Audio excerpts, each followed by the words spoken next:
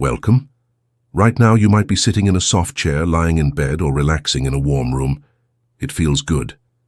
But here is the hard truth. That feeling is quietly destroying your potential. Comfort is not a reward. It is a trap. In this audiobook, we are going to explore why the easy road leads to a hard life, and how stepping into the unknown is the only true way to live. Let us begin. Before we begin, I have a question for you. What is one comfortable habit that you know is holding you back in life right now? Tell me your answer in the comment section below. Chapter 1. The Invisible Cage. You are sitting in an invisible cage. You cannot see the bars. You cannot feel the locks. In fact, this cage is so soft and so warm that you probably built it yourself. You decorated it. You worked hard to afford it. This cage is your comfort zone. Most people spend their entire lives fighting to get into this cage. They work for years just to reach a point where they no longer have to struggle. They want a comfortable job, a comfortable house, and a comfortable routine. But once they finally get there, something strange happens. They stop growing. They stop dreaming. They slowly begin to feel empty inside. This chapter is about understanding exactly why that happens and how you can break free from it. We are going to look closely at your biology, your environment, and your daily choices. More importantly, we are going to talk about exactly how you can take action today to change your life. You do not need a degree in psychology to understand this. You just need to be honest with yourself. Let us start with the most basic truth. Your laziness is not entirely your fault. It is a biological program. Think about your brain. Your brain is a very small organ. It only makes up about 2% of your total body weight, but even though it is small, it uses about 20% of your body energy every single day. Because your brain requires so much fuel, your body is constantly trying to save energy. For thousands of years, human beings lived in a world where food was very hard to find. If you burned too much energy, you would die. So human biology evolved with a very clear rule. Do not use energy unless it is absolutely necessary for survival. Your body wants you to sit down. Your body wants you to rest. When you choose to lie on the couch instead of going for a run, your brain actually rewards you with a feeling of peace and comfort because it thinks you are saving energy for a future emergency. But here is the problem. You do not live in the wild anymore. You do not have to hunt for your food. You can order a massive meal with thousands of calories using a piece of glass in your pocket, and someone will bring it directly to your door. You do not have to walk for miles to get water. You just turn a handle. You do not have to fight off wild animals. You are safe. But your brain does not know that. Your brain is still operating on the ancient software that tells you to save energy at all costs. This ancient software is what creates the invisible cage. When you give in to comfort every single day, you are letting an outdated survival mechanism control your destiny. Understanding this biological fact is the first step to changing your life. You must realize that when you feel lazy, it is not a sign that you should rest. It is just your brain trying to save calories. You must outsmart your own biology. To do this, you cannot just rely on motivation. Motivation is an emotion, and emotions come and go. One day you wake up feeling like you can conquer the world, and the next day you cannot even get out of bed. If you wait for motivation, you will wait forever. Instead of relying on motivation, you must rely on action. You must force yourself to move even when your ancient brain is screaming at you to stop. How do we actually do this? How do we beat our own biology? The first actionable step is to master the rule of momentum. Physics tells us that an object at rest stays at rest, and an object in motion stays in motion. This applies perfectly to your life. When you're sitting on the couch, it feels impossible to get up and work out or start that business project. The hardest part of any task is always the first 5 seconds. If you can just force yourself to move for 5 seconds, your brain will switch from saving energy to spending energy. From now on, when you know you need to do something difficult, do not think about it. Thinking is the enemy of action. If you think about the task, your brain will come up with 100 reasons why you should do it tomorrow. Instead, you must count backwards from 5 to 1. 5, 4, 3, 2, 1. As soon as you hit 1, you must physically move your body. Stand up. Put on your shoes. Open your computer. Do not hesitate. This simple mechanical action interrupts the laziness program in your brain. It takes away your ability to make excuses. Practice this today. When your alarm goes off tomorrow morning, do not negotiate with yourself.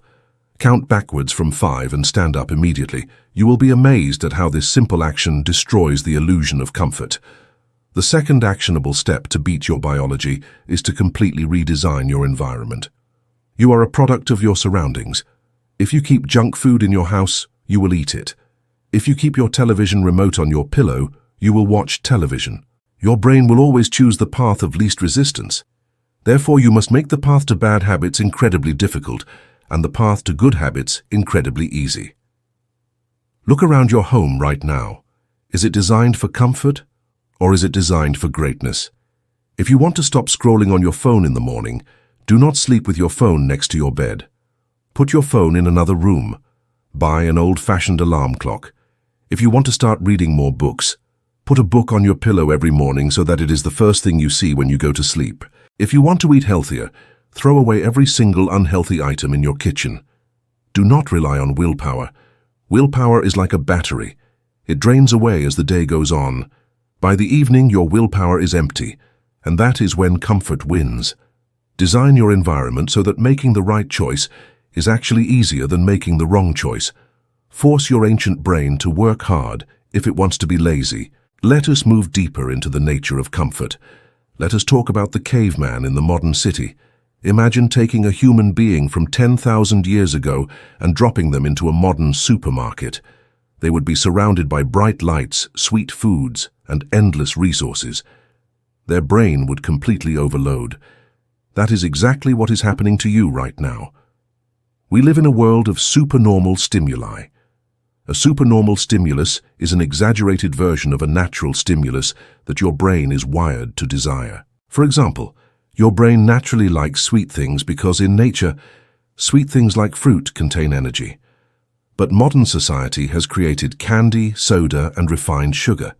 These are supernormal stimuli. They flood your brain with so much pleasure that natural things like apples suddenly taste boring. This does not just apply to food. It applies to every part of your life. Your brain is wired to seek social connection. In the past, this meant sitting around a fire with your tribe. Today, modern society has created social media. Social media is a supernormal stimulus for social connection. It gives you millions of likes, comments, and fake relationships. It floods your brain with cheap dopamine. Dopamine is the chemical in your brain that makes you feel reward and pleasure. When you get too much cheap dopamine from social media, video games, television, and junk food, your dopamine receptors become damaged. You become numb. The natural difficult things in life like reading, working, and building real relationships suddenly feel impossibly boring and painful. Your comfort is literally destroying your ability to enjoy normal life. You must take back control of your reward system. You must stop giving yourself cheap rewards that you did not earn. You must implement the earning principle into your daily routine. Actionable step number 3 is to make yourself earn your comfort. Right now, you probably come home from work and immediately turn on the television or open your phone. You are rewarding yourself just for existing. You must stop this immediately. From now on, you are not allowed to enjoy modern comforts until you have paid the price in effort. If you want to watch an hour of television, you must first read 30 pages of a challenging book. If you want to spend time scrolling on the internet, you must first complete a hard physical workout. You must teach your brain that comfort is a byproduct of hard work, not a basic human right. This single shift in perspective will change the entire trajectory of your life. When you force yourself to earn your relaxation actually feels better. The food tastes better after a hard workout. The rest feels deeper after a long day of focused work. You will no longer feel guilty when you rest because you will know deep in your bones that you have earned it. Actionable step number 4 is to perform a weekly digital detox. You must starve your brain of cheap dopamine so that it can heal. Choose one day a week. For most people, Sunday is the best day. On this day, you will turn off your phone, your computer, and your television. You will not consume any digital media. You will spend the day doing things that are naturally difficult but deeply rewarding. Go for a long walk in nature. Talk to your family without any screens in the room. Write in a physical notebook with a pen. Cook a meal from scratch using raw ingredients. At first, your brain will panic. You will feel bored. You will feel anxious. You will feel an overwhelming desire to check your messages. This is withdrawal. This is the exact same feeling a drug addict gets when they try to quit. Let the boredom wash over you. Boredom is not your enemy. Boredom is the birthplace of creativity. When you remove the cheap digital comfort, your brain will eventually calm down. You will begin to notice the small details of life again. You will regain your focus. You will return to your work on Monday with a level of clarity and aggressive energy that you have never felt before. We must also discuss the most dangerous aspect of comfort, the boiling frog reality. There is an old story about a frog. If you take a frog and throw it into a pot of boiling water, the frog will immediately feel the pain and jump out. It will survive because the danger is sudden and obvious, but if you take that same frog and put it into a pot of cold water, and then you turn on the stove and heat the water very slowly, something tragic happens. The frog feels the water getting slightly warmer. It actually feels quite comfortable. The frog relaxes. The water gets warmer and warmer, but the change is so slow that the frog never realizes it is in danger. The frog eventually falls asleep in the warm water and dies.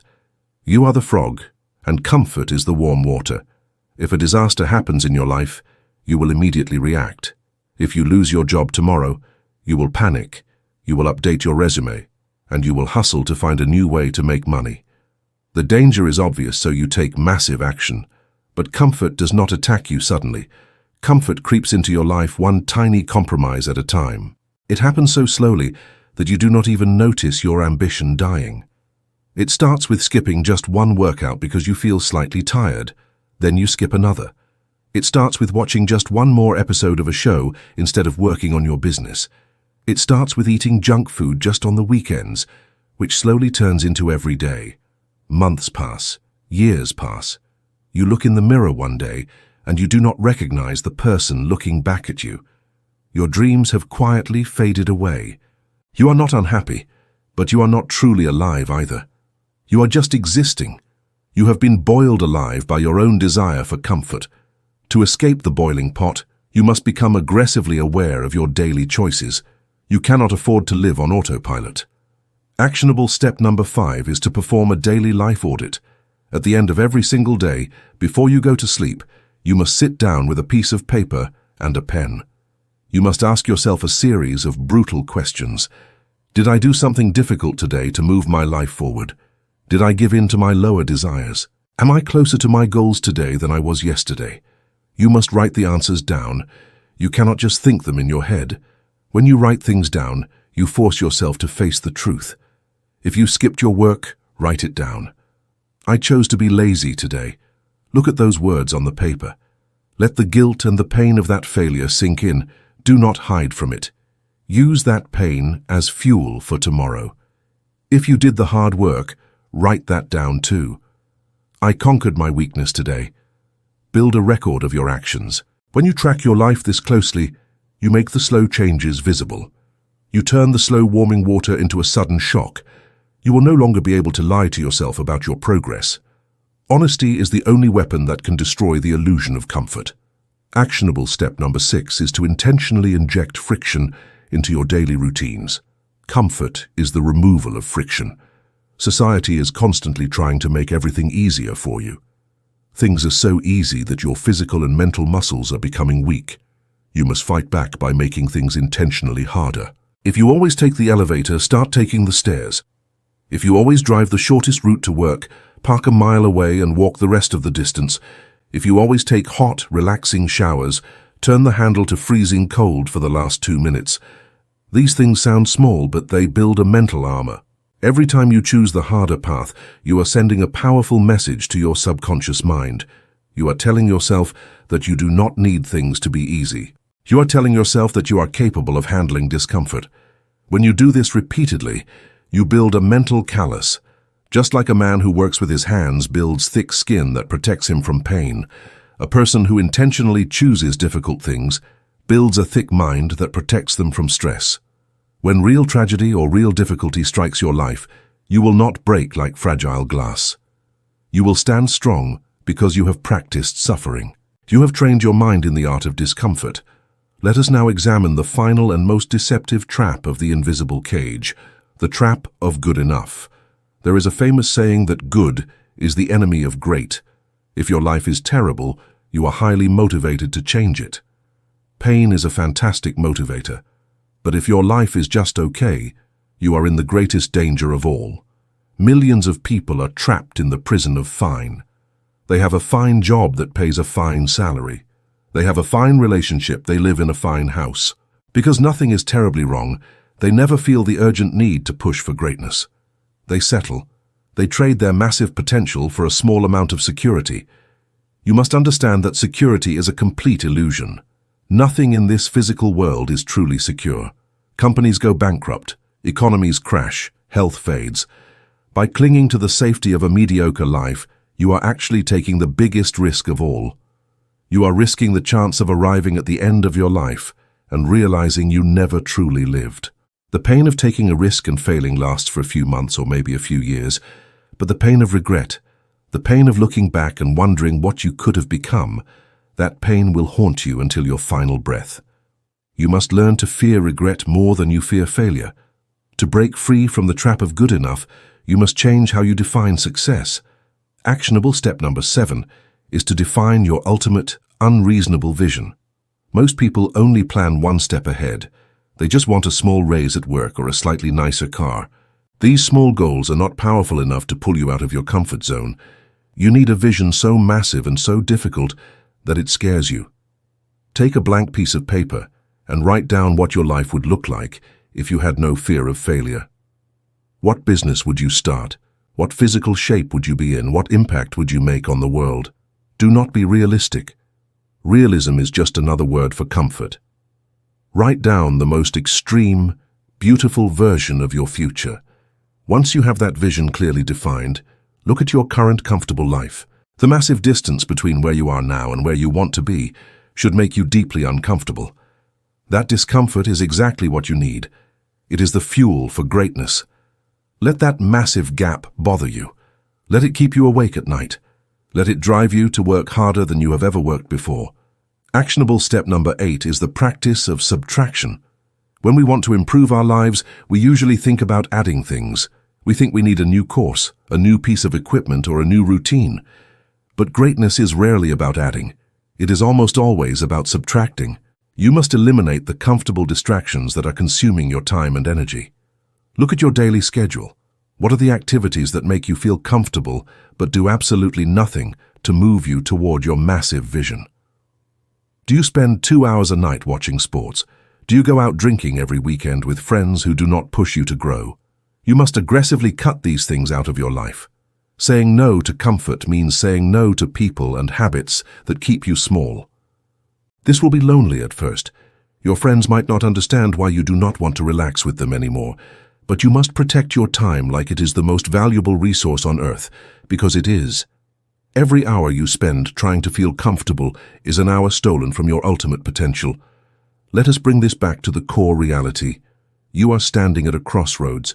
Every single minute of your life is a choice between comfort and growth. You can choose to stay in the warm water. You can choose to hit the snooze button, scroll through your phone, and live a life of quiet desperation. Nobody will stop you. Society will actually encourage you to do it. But deep down, in the quiet moments when you are all alone, you will know the truth. You will know that you are capable of so much more.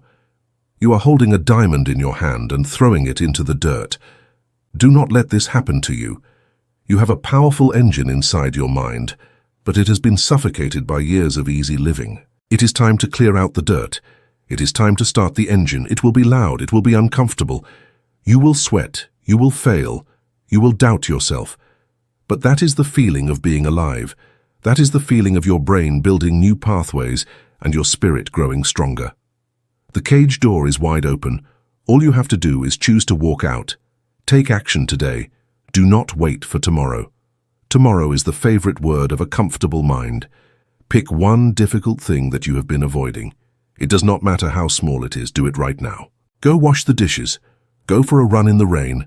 Make that difficult phone call. Throw yourself into the cold water of reality and wake up. The world needs the greatest version of you, and that version cannot be built in a soft chair. As we conclude this first chapter, I want you to make a promise to yourself. Promise that you will no longer accept the lie of good enough. Promise that you will actively seek out the heavy burdens of life, because a life without a heavy burden is a life without meaning. You are designed to carry weight. You are designed to solve problems. You are designed to conquer mountains. Stop looking for the flat, easy road. The view from the bottom of the mountain is always the same. If you want to see the world from a different perspective, you must climb. The rocks will cut your hands, your muscles will burn. But when you reach the top, you will understand why the pain was necessary. The pain is the price of admission to a magnificent life. You are entirely responsible for the path you take from this moment forward. Do not let comfort write the final chapter of your story. Write it yourself with bold, difficult, and unapologetic action.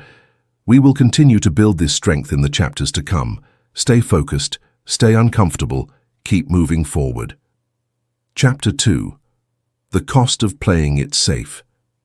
Welcome to the second step of our journey. In the first chapter, we discussed the invisible cage of comfort and how your biology tricks you into being lazy. We talked about how your brain wants to save energy and how modern society provides too many easy rewards. Now we must look at the external world. We must look at what happens when you take that lazy biology and try to build a life around it. Most people think that if they can just find a safe job, a safe relationship, and a safe routine, they have won the game of life. They think safety is the ultimate goal. This chapter is going to destroy that belief. We are going to explore the massive hidden cost of playing it safe. We will look at the laws of physics, the history of failed businesses, and the psychology of a broken heart. You are going to learn that playing it safe is actually the most dangerous thing you can possibly do. Let us begin with a fundamental law of the universe. This is not a self-help theory. This is a scientific fact. It is called the law of entropy. Entropy is a rule of physics that says everything in the universe is constantly moving from a state of order to a state of disorder. If you leave something alone, it will naturally break down, it will decay, it will fall apart. Think about an abandoned house.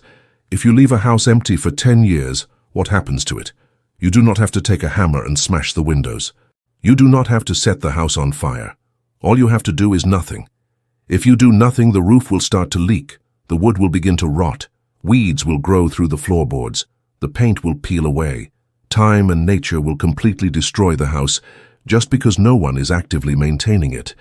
This exact same law applies to your life. There is no such thing as standing still. You are either actively building your life, or entropy is actively destroying it. Think about your physical body. If you go to the gym and build a massive amount of muscle, you cannot just stop going to the gym and expect to keep the muscle.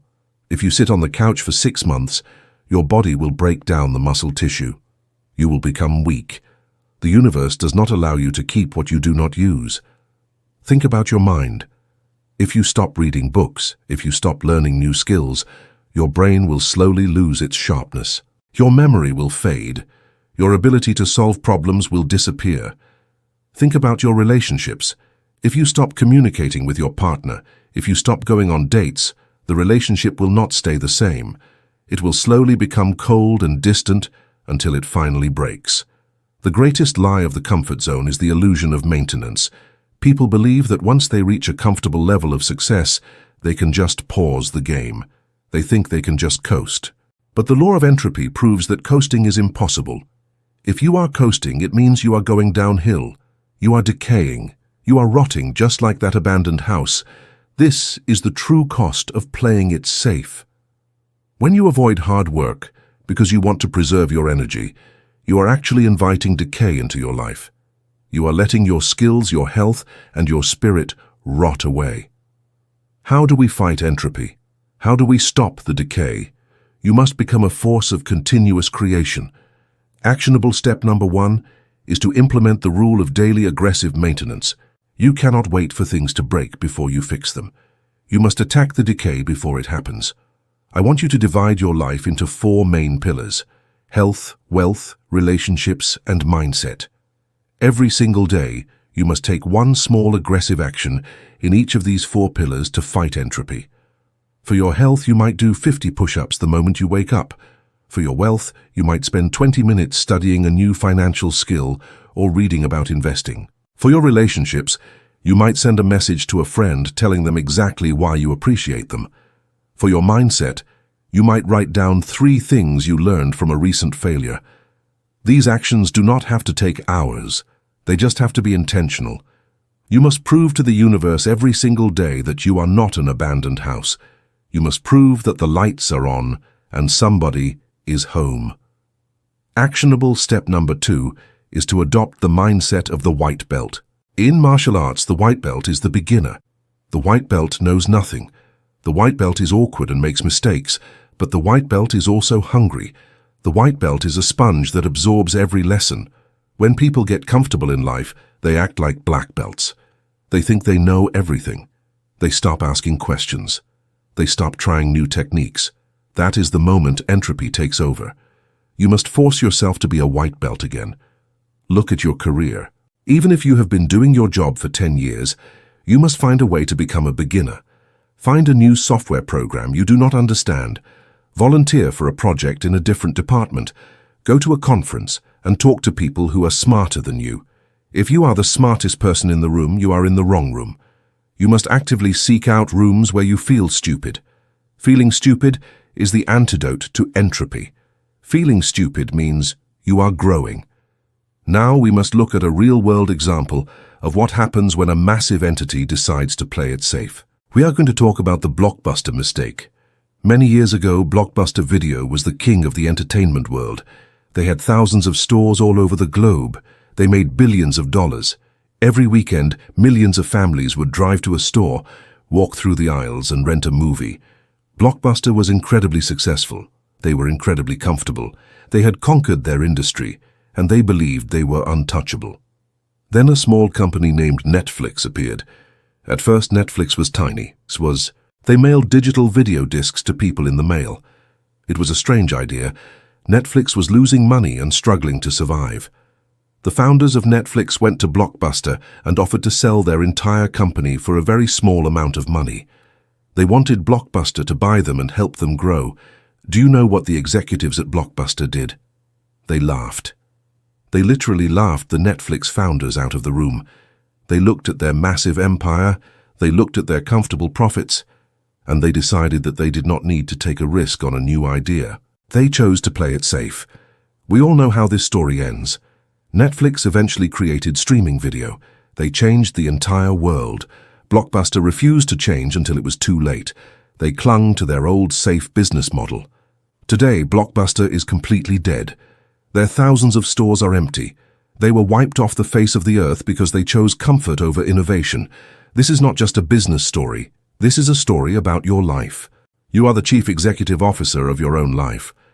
Right now, you might have a routine that works. You might have a job that pays the bills. You might feel like you are the king of your own little world.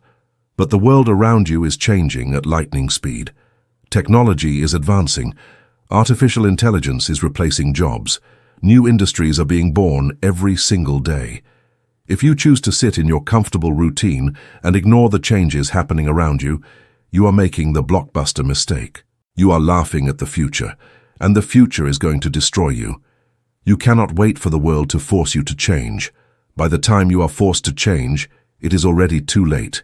You must destroy your own success before someone else does. Actionable step number 3 is to perform a vulnerability audit on your career. I want you to sit down with a piece of paper and write down all the ways your current job or business could be destroyed in the next 5 years. Could a machine do your job? Could someone in another country do your job for half the price? Is your industry slowly dying? You must be brutally honest. Do not hide behind false confidence. Find the weak spots in your armor. Once you identify these threats, you must start learning the skills that will protect you. If artificial intelligence can do your job, you must learn how to operate the artificial intelligence. You must become the person who controls the machine, not the person who is replaced by it. You must cannibalize your own comfort zone. Actionable step number 4 is to create a parallel skill. Never rely on just one skill to survive. A table with only one leg will collapse the moment you put weight on it. A table with 4 legs can hold a massive burden. Most people only have one leg. They have one degree, one job title, and one source of income.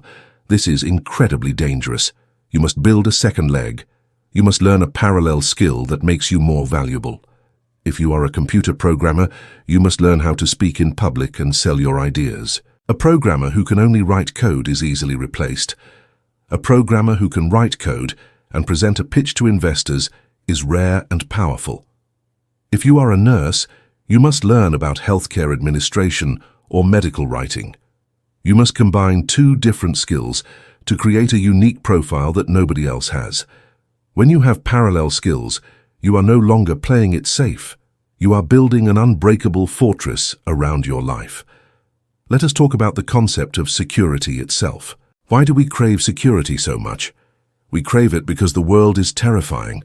Life is full of random chaos, disease, economic crashes, and accidents.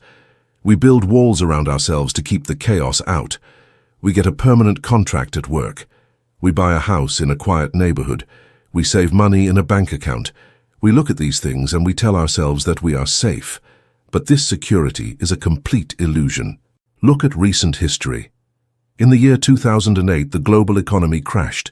Millions of people who played by all the rules, people who had safe jobs and safe mortgages, lost absolutely everything overnight. In the year 2020, a global sickness shut down the entire planet. Businesses that had been open for 50 years closed their doors forever. The people who believed they were perfectly secure were the ones who suffered the most. They had no backup plan. They had no mental toughness. They were completely shattered by the chaos. The truth is that the only real security in this world is your ability to adapt. Security is not a place you can live. Security is a skill you must develop. The person who is truly secure is not the person with the safest job. The person who is truly secure is the person who knows they can lose everything tomorrow and rebuild it from scratch the next day. True security comes from internal power, not external circumstances. If you want to build this internal power, you must stop running away from chaos. You must invite chaos into your life on your own terms. Actionable step number 5 is the practice of voluntary chaos. You must intentionally disrupt your own routines so that you learn how to handle unexpected problems. Once a month, I want you to plan a chaotic day. On this day, you will not use your car. You will have to figure out how to navigate your city using public transportation or your own 2 feet. You will leave your credit cards at home and only carry a small amount of cash. You will force yourself to navigate the world without your usual safety nets. You will get lost. You will get frustrated. You will have to talk to strangers to ask for directions. You will have to solve problems on the spot. This practice trains your brain to stay calm under pressure. When you constantly expose yourself to small doses of chaos, you stop fearing the unknown. You realize that you are resourceful. You realize that even when things go wrong, you can handle it. Then, when a real crisis hits your life, you will not panic like everyone else. While other people are crying about their lost security, you will already be looking for solutions. You will be the calmest person in the room because you have practiced being uncomfortable. Actionable step number 6 is to build a chaos fund. This is different from a normal savings account. A normal savings account is for buying a house or going on a vacation. A chaos fund is purely designed to buy you freedom when everything goes wrong. You must aggressively save enough money to cover your basic living expenses for at least 6 months. This money is not for investing. It is not for spending. It is your shield against the illusion of security. When you have 6 months of freedom sitting in a bank account, your entire posture changes. You no longer operate out of fear. If your boss treats you terribly, you do not have to accept it because you are not trapped. You have the power to walk away. If a massive opportunity comes along that requires you to quit your safe job, you can take the leap because you have a safety net that you built yourself. Financial margin creates mental margin. Stop buying useless things to make your comfortable life more comfortable. Put that money into your chaos fund and buy your own freedom. We are now going to discuss the heaviest cost of playing it safe. We are going to talk about the weight of regret. Every choice you make in life has a consequence. If you take a massive risk and start a business, and that business fails, the consequence is pain. You will lose money. You will feel embarrassed. You might have to move back into a small apartment. Failure hurts. There is no denying that. But the pain of failure is sharp and short. It stings for a few weeks or a few months, but eventually you recover. You learn from your mistakes. You dust yourself off, and you move forward.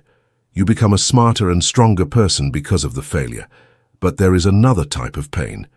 If you choose to play it safe, if you never start that business, if you never ask that person on a date, if you never travel the world, you will experience the pain of regret.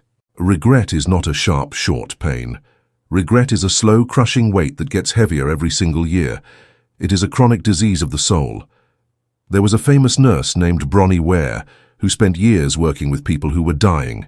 She spent time with people in the last few weeks of their lives. She asked them about their biggest regrets. She collected their answers and noticed a terrifying pattern. The most common regret of the dying was not about the mistakes they made. It was not about the money they lost. The number one regret of the dying was simply this: I wish I had the courage to live a life true to myself, not the life others expected of me. Think about the absolute horror of that statement. Imagine lying in a hospital bed, knowing you only have a few days left to live. You look back at your decades on Earth. You realize that you had dreams, you had passions, you had a fire inside of you, but you ignored all of it. You ignored it because you were afraid of what your parents would think. You ignored it because you wanted a steady paycheck. You ignored it because you did not want to look foolish, and now your time is up. The game is over. There are no second chances. You will take your unlived potential with you to the grave. That is the true cost of playing it safe. It costs you your soul.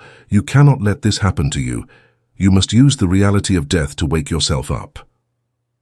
Actionable step number 7 is the deathbed visualization. This is a very dark but incredibly powerful exercise. I want you to lock yourself in a quiet room where nobody will disturb you. Lie down on the floor and close your eyes. I want you to imagine that you are 90 years old. You are lying in a hospital bed. You can hear the beep of the heart monitor. You can feel that your body is weak and failing. Your breathing is slow. You know that you are going to die today. Now look back at your life exactly as you are living it right now. Imagine that you never changed. Imagine that you kept working the same comfortable job. You kept avoiding risks. You kept watching television every night. You kept making excuses. How does that 90-year-old version of you feel? Feel the crushing weight of the disappointment. Feel the bitter taste of missed opportunities. Feel the anger that you let fear control your entire existence. Let the tears fall if they need to. You must feel the pain of regret right now while you still have the power to change it. Once you have felt that pain, open your eyes and stand up. You are not 90 years old. You are alive. Your heart is beating. You have time. The mistakes have not been made permanently. You have the ultimate gift. You have today. This visualization will completely destroy your desire to play it safe.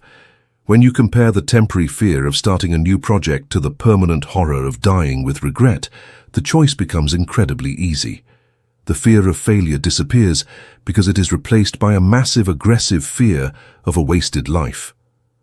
Actionable step number 8 is to build a failure resume. We all have normal resumes that list our successes, our degrees, and our achievements. I want you to take a piece of paper and write a resume of your biggest failures. Write down every time you tried something and fell flat on your face. Write down the relationships that failed. Write down the jobs you did not get. Write down the creative projects that nobody liked. Next to each failure, write down exactly what you learned from it. Write down how that failure made you stronger. When you look at this failure resume, you will realize something profound. You are still here. The failures did not kill you. You survived every single worst-case scenario you have ever faced. The monster hiding under the bed is not real. Failure is just data. It is just feedback. The most successful people in the world have the longest failure resumes. A person who has never failed is a person who has never tried anything magnificent. You must wear your failures like badges of honor. If your failure resume is empty, it means you are playing it way too safe. You must go out into the world this week and actively try to fail at something. Pitch an idea to your boss that might get rejected. Try a physical workout that you know you cannot finish. Ask for a massive discount at a coffee shop just to see what happens. Desensitize yourself to the word no. Let us talk about the concept of the safe path and why it is fundamentally flawed. Society lays out a very clear, brightly lit path for us from the moment we are born. Go to school, get good grades, get a degree, get a corporate job. Buy a house with a 30-year mortgage, save 10% of your income, retire at 65, go play golf until you die. We are told that this is the safe path. We are told that if we just stay on this path, nothing bad will happen. But this path was designed by the Industrial Revolution. It was designed to create obedient factory workers who would follow orders and never question the system. It was not designed to create great leaders. It was not designed to create innovators.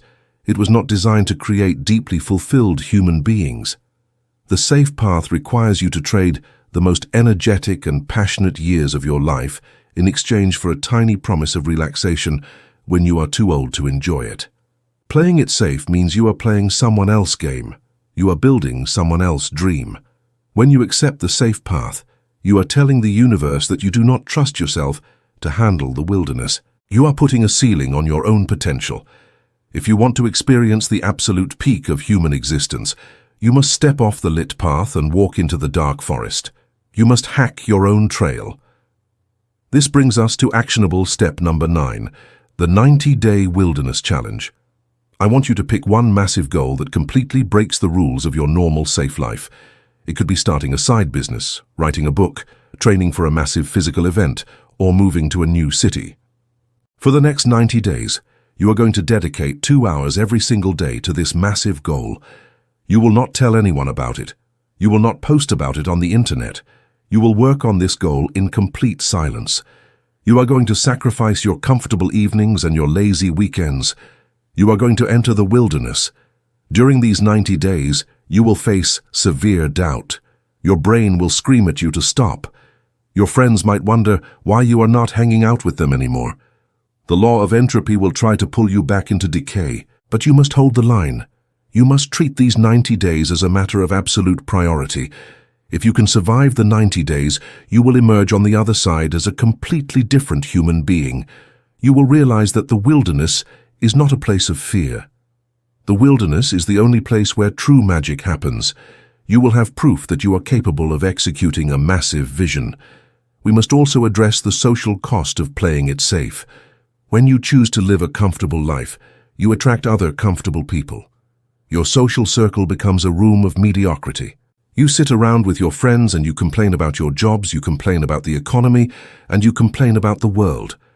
You all agree that the world is unfair and that there is nothing you can do about it.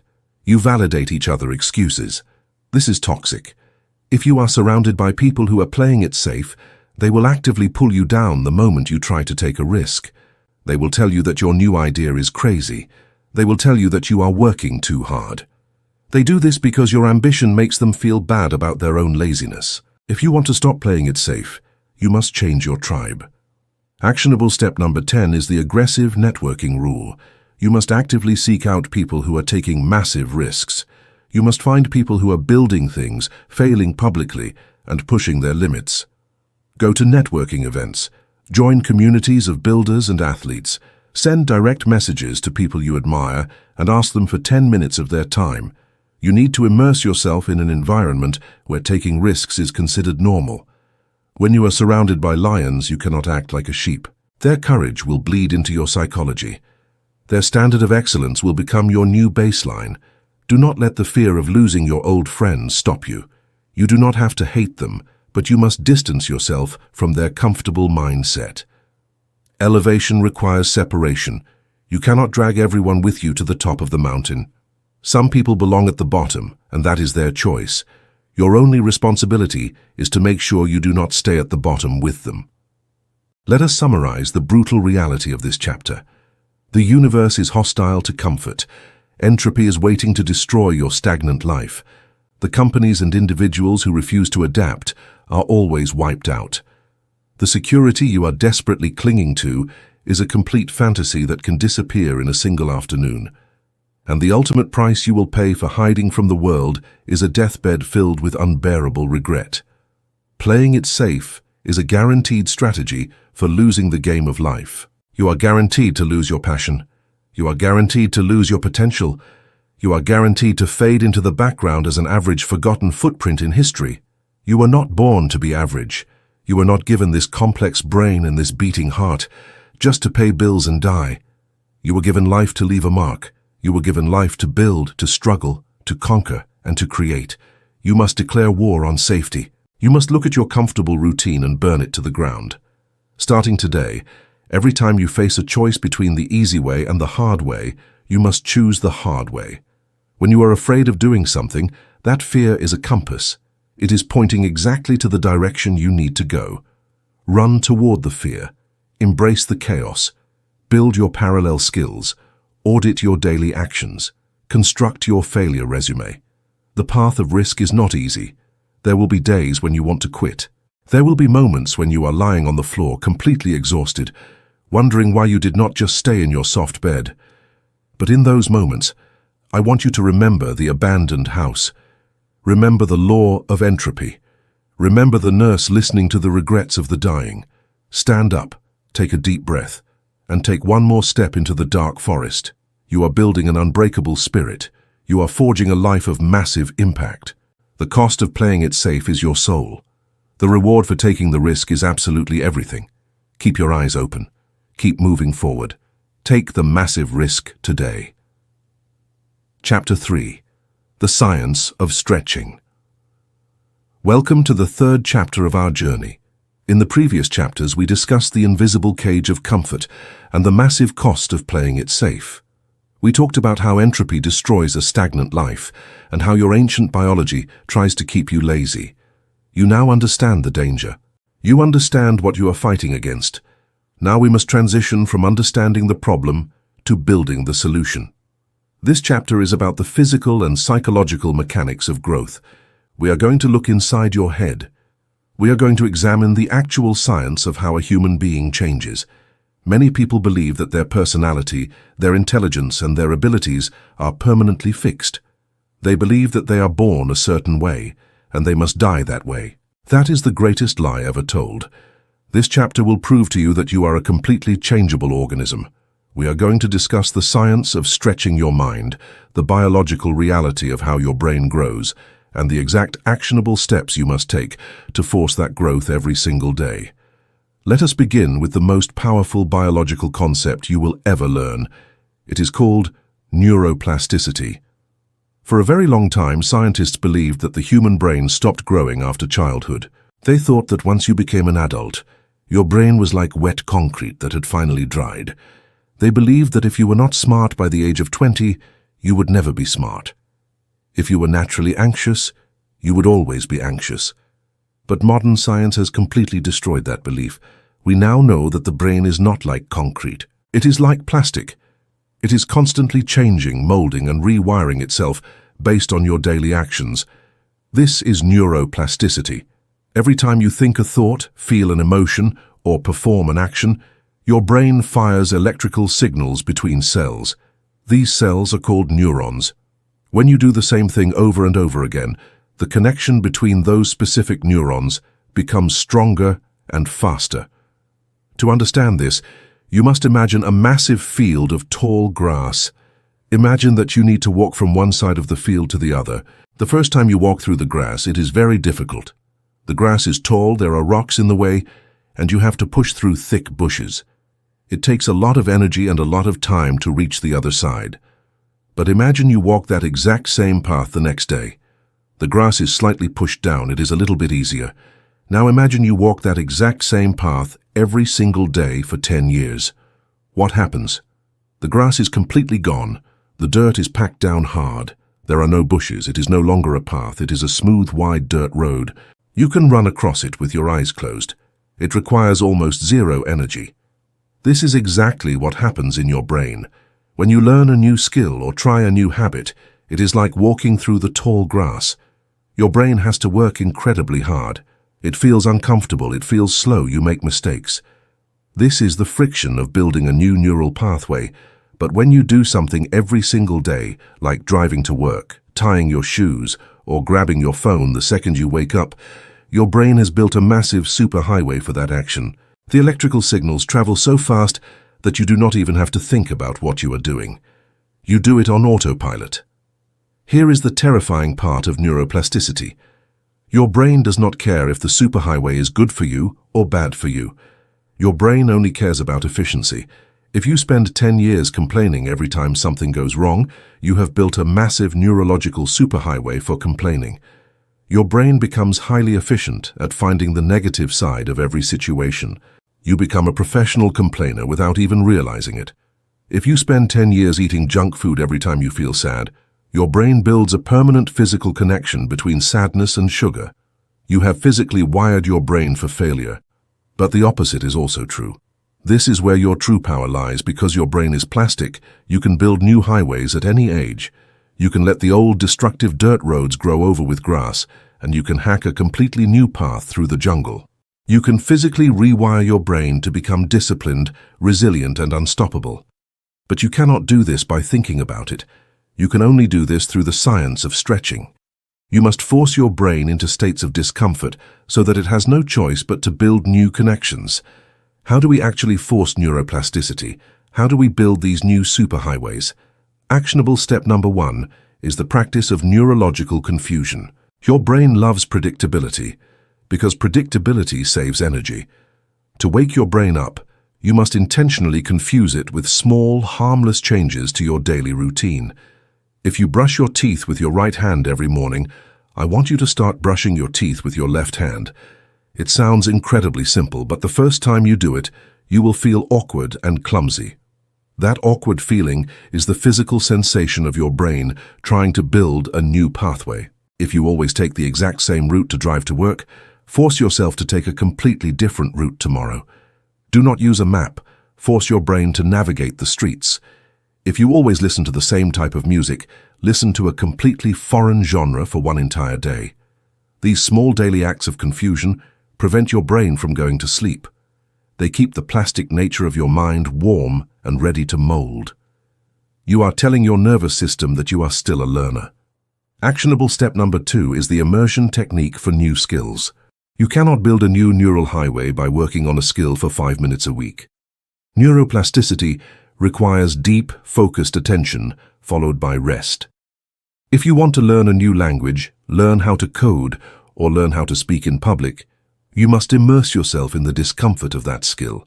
You must set aside 1 hour of completely uninterrupted time. No phone, no music, no distractions. During this hour, you must push yourself to the absolute edge of your current ability. You must practice the hardest part of the skill until you feel mentally exhausted. That feeling of mental exhaustion is not a sign that you should quit. That feeling is the exact moment the brain signals the neurons to start growing new connections. Most people quit right before the growth happens because they misinterpret the fatigue as failure. You must reframe mental fatigue. Mental fatigue is the currency you pay to buy a stronger brain. To fully understand this, we must transition to the muscle tear principle. This is the core philosophy of this chapter. If you want a bigger bicep, you cannot just look at a heavy weight. You cannot just read a book about lifting weights. You have to go into the gym, pick up the heavy weight, and lift it until you cannot lift it anymore. But something very important happens during this process. The muscle does not actually grow in the gym. When you lift a heavy weight, you are actually creating thousands of microscopic tears in the muscle tissue. You are physically destroying the muscle. You leave the gym weaker than when you entered. The growth happens later. When you go to sleep, your body sends nutrients and protein to the damaged muscle. The body realizes that the environment is getting heavier and more dangerous. So the body does not just repair the muscle to its original state. It overcompensates. It builds the muscle slightly bigger and slightly stronger, so that the next time you face that heavy weight, you will not tear as easily. You break the muscle down with stress, and it grows back stronger during recovery. Your mind operates on the exact same biological principle. Your courage, your discipline, and your emotional resilience are just invisible muscles. If you want to build a disciplined mind, you cannot just meditate and hope for the best. You must subject your mind to heavy, uncomfortable resistance. You must intentionally tear your current level of comfort. You must face problems that are too big for you. You must take on responsibilities that scare you. You must put yourself in situations where you might fail publicly. When you do this, your ego will tear. Your confidence might take a temporary hit. You will feel exhausted. But when you rest, your mind will overcompensate. It will build new neurological pathways. You will wake up slightly tougher, slightly smarter, and significantly more capable of handling the heavy burdens of life. Actionable step number 3 is progressive mental overload. In the gym, you cannot lift the same weight for 10 years and expect to grow. You have to slowly increase the weight. This is called progressive overload. You must apply progressive overload to your mental and emotional life. You must constantly audit your daily challenges and make them heavier. If you have been reading 1 book a month for the last year, it is no longer making you grow. Your brain has adapted to the weight. You must increase the load to 2 books a month. If you are comfortable running 3 miles, 3 miles is no longer a workout. It is just a routine. You must increase it to 4 miles. If you have mastered your current job and it feels easy, you must immediately ask your boss for a harder project or start looking for a promotion. You must never allow your life to remain at a constant weight. The moment a difficult task becomes easy, you must celebrate for exactly 1 minute and then immediately find a heavier burden to carry. Actionable step number 4 is the practice of forced failure. This is how you guarantee that you are tearing the mental muscle. Most people design their lives to completely avoid failure. They only play games they know they can win. They only talk to people who agree with them. This is like going to the gym and lifting a 5-pound weight for your entire life. You are not tearing anything, so you are not growing anything. I want you to intentionally choose one activity every single month that you are absolutely guaranteed to be terrible at. If you have 0 rhythm, go take a highly advanced dance class. If you are terrified of water, sign up for a swimming lesson with a strict instructor. If you have never thrown a punch, walk into a boxing gym filled with professional fighters and ask for a beginner lesson. You will look stupid. You will feel incredibly awkward. Your heart will beat out of your chest. This is the exact purpose of the exercise. You are tearing your ego. You are breaking down the false idea that you must be perfect at everything. When you survive these moments of forced failure, your brain realizes that looking stupid is not dangerous. Your fear of judgment completely disappears, and you become a fearless learner. Let us now explore the architecture of personal growth. To truly master the science of stretching, you must understand the 3 zones of human existence. Imagine 3 circles drawn on the ground, one inside the other. The smallest circle in the center is the comfort zone. The middle circle surrounding it is the fear zone. The largest outer circle is the growth zone. Your entire life is a journey through these 3 circles.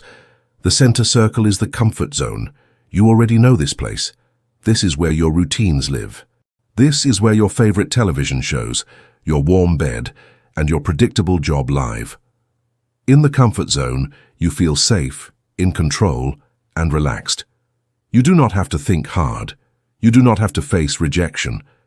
But as we discussed in the law of entropy, the comfort zone is a place of silent decay. Nothing beautiful ever grows here. It is a waiting room for death. When you decide you want more out of life, you try to step out of the comfort zone. But you do not immediately enter the growth zone. This is the biggest misunderstanding in self-improvement.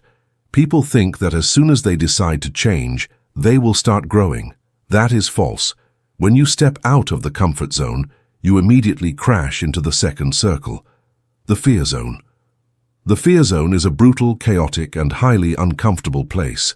This is the barrier that stops 99% of humanity from achieving greatness.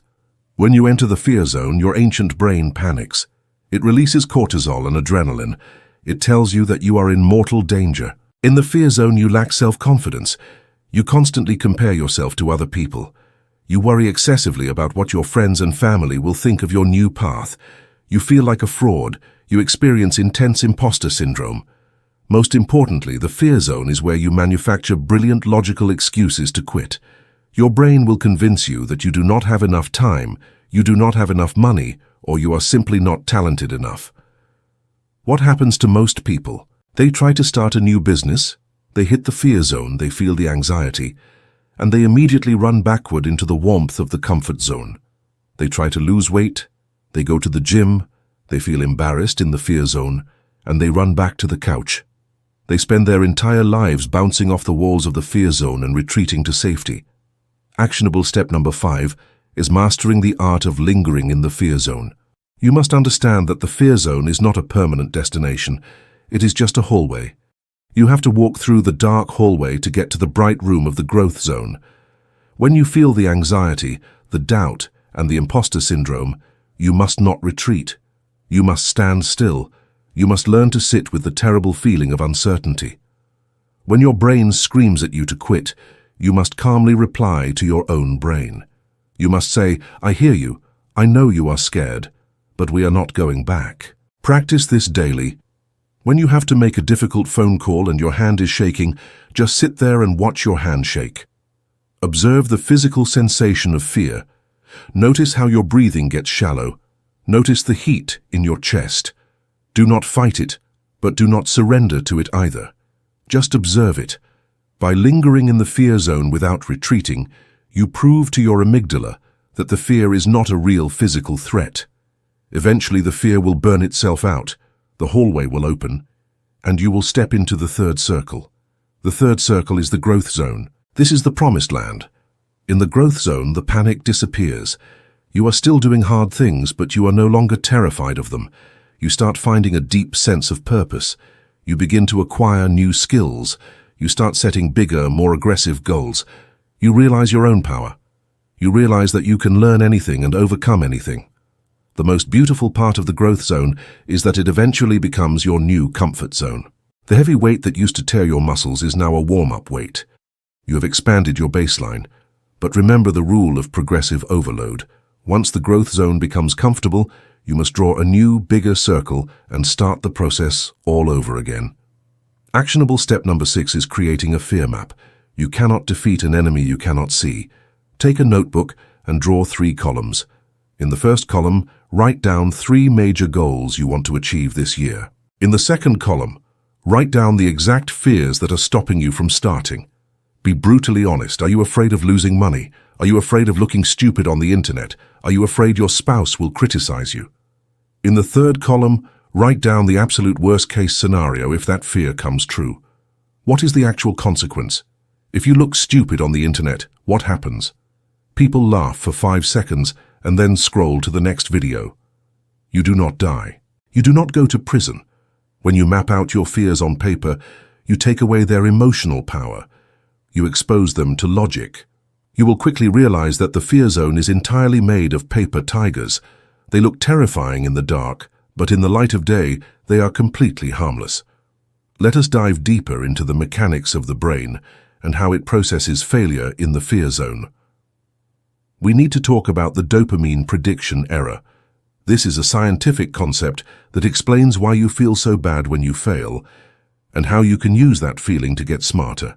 When you attempt a new task, your brain makes a prediction about what the result will be. If you shoot a basketball, your brain predicts the ball will go through the hoop. If the ball goes in, your brain releases a baseline amount of dopamine. You feel satisfied, but if the ball misses the hoop and hits the rim, your brain experiences a dopamine prediction error. It expected a reward, but it got a failure. When this happens, your dopamine levels physically drop below baseline. This drop in dopamine feels terrible. It is the feeling of disappointment, frustration, and anger. But here is the absolute genius of human biology. That drop in dopamine is not a punishment. It is a chemical signal telling your nervous system to change. The frustration is literally the trigger for neuroplasticity. The brain uses that negative feeling to calculate exactly what went wrong. It measures the angle of your arm, the force of your push, and the timing of your release. It takes all that data and instantly begins rewiring the neural circuits so that your next shot will be more accurate. If you quit when you feel the frustration, you interrupt the rewiring process. You waste the neuroplasticity. You must learn to love the feeling of frustration, because frustration is the physical sensation of your brain upgrading its software. Actionable step number 7 is the frustration countdown. When you are trying to learn a complex new skill, whether it is playing the guitar or writing a complicated piece of software, you will inevitably hit a wall. You will make a mistake, and you will feel a sudden spike of intense anger or frustration. Your natural instinct will be to throw the guitar down or close the laptop and walk away. When you feel that intense spike of frustration, you must freeze. Do not move. Count down from 10 to 1. 10, 9, 8, 7, 6, 5, 4, 3, 2, 1.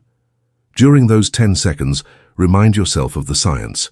Remind yourself that this terrible feeling is dopamine dropping, so that neuroplasticity can happen. Once you hit one, you must immediately attempt the exact same task again. Do not take a break. Force the brain to use the new data it just calculated. If you fail again, count down again and try again. You must hammer the hot iron of your brain before it cools down. Actionable step number 8 is the failure autopsy. When you experience a massive failure in life, like a business collapsing or a major project getting rejected, you cannot just try to forget about it. Trying to forget a failure guarantees that you will repeat it.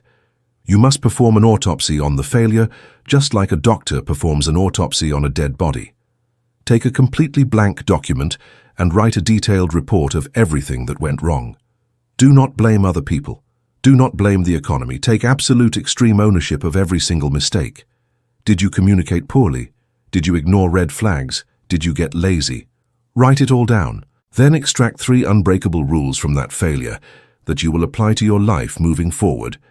When you perform a failure autopsy, you extract all the educational value out of the pain. You turn a traumatic event into a permanent psychological upgrade. We must also discuss the critical role of rest in the science of stretching.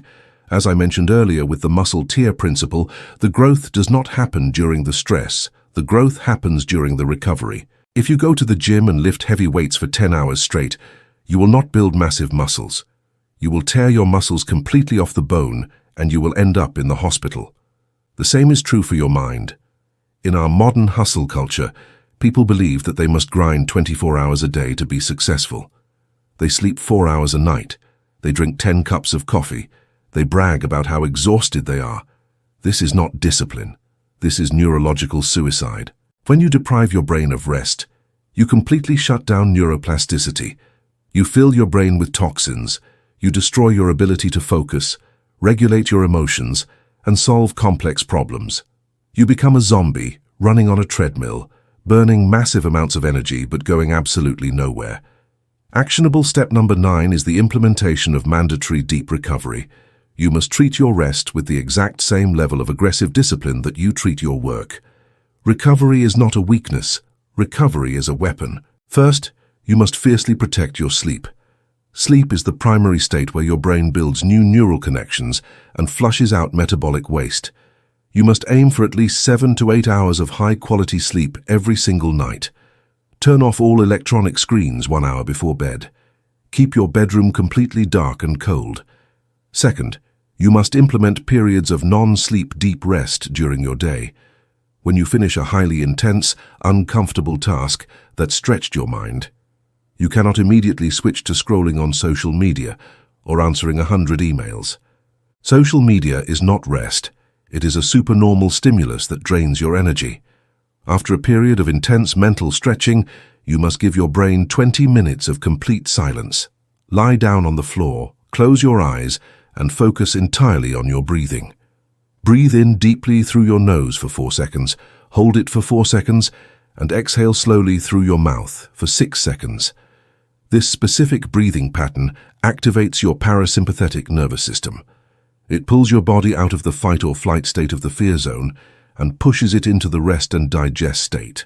It signals to your brain that the heavy lifting is done and it is time to start repairing and growing the mental muscle. Actionable step number 10 is the dopamine fast for mental clarity. We touched on this in the first chapter, but we must expand on it here because it is critical for neuroplasticity. If your brain is constantly flooded with cheap dopamine from junk food, video games, and infinite scrolling, it loses its sensitivity to reward.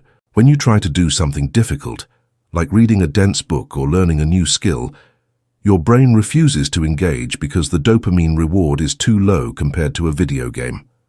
To restore your brain sensitivity, you must occasionally starve it of cheap pleasure. Once a month, dedicate an entire 24-hour period to a dopamine fast. No screens of any kind, no sugar, no artificial entertainment, no music with lyrics.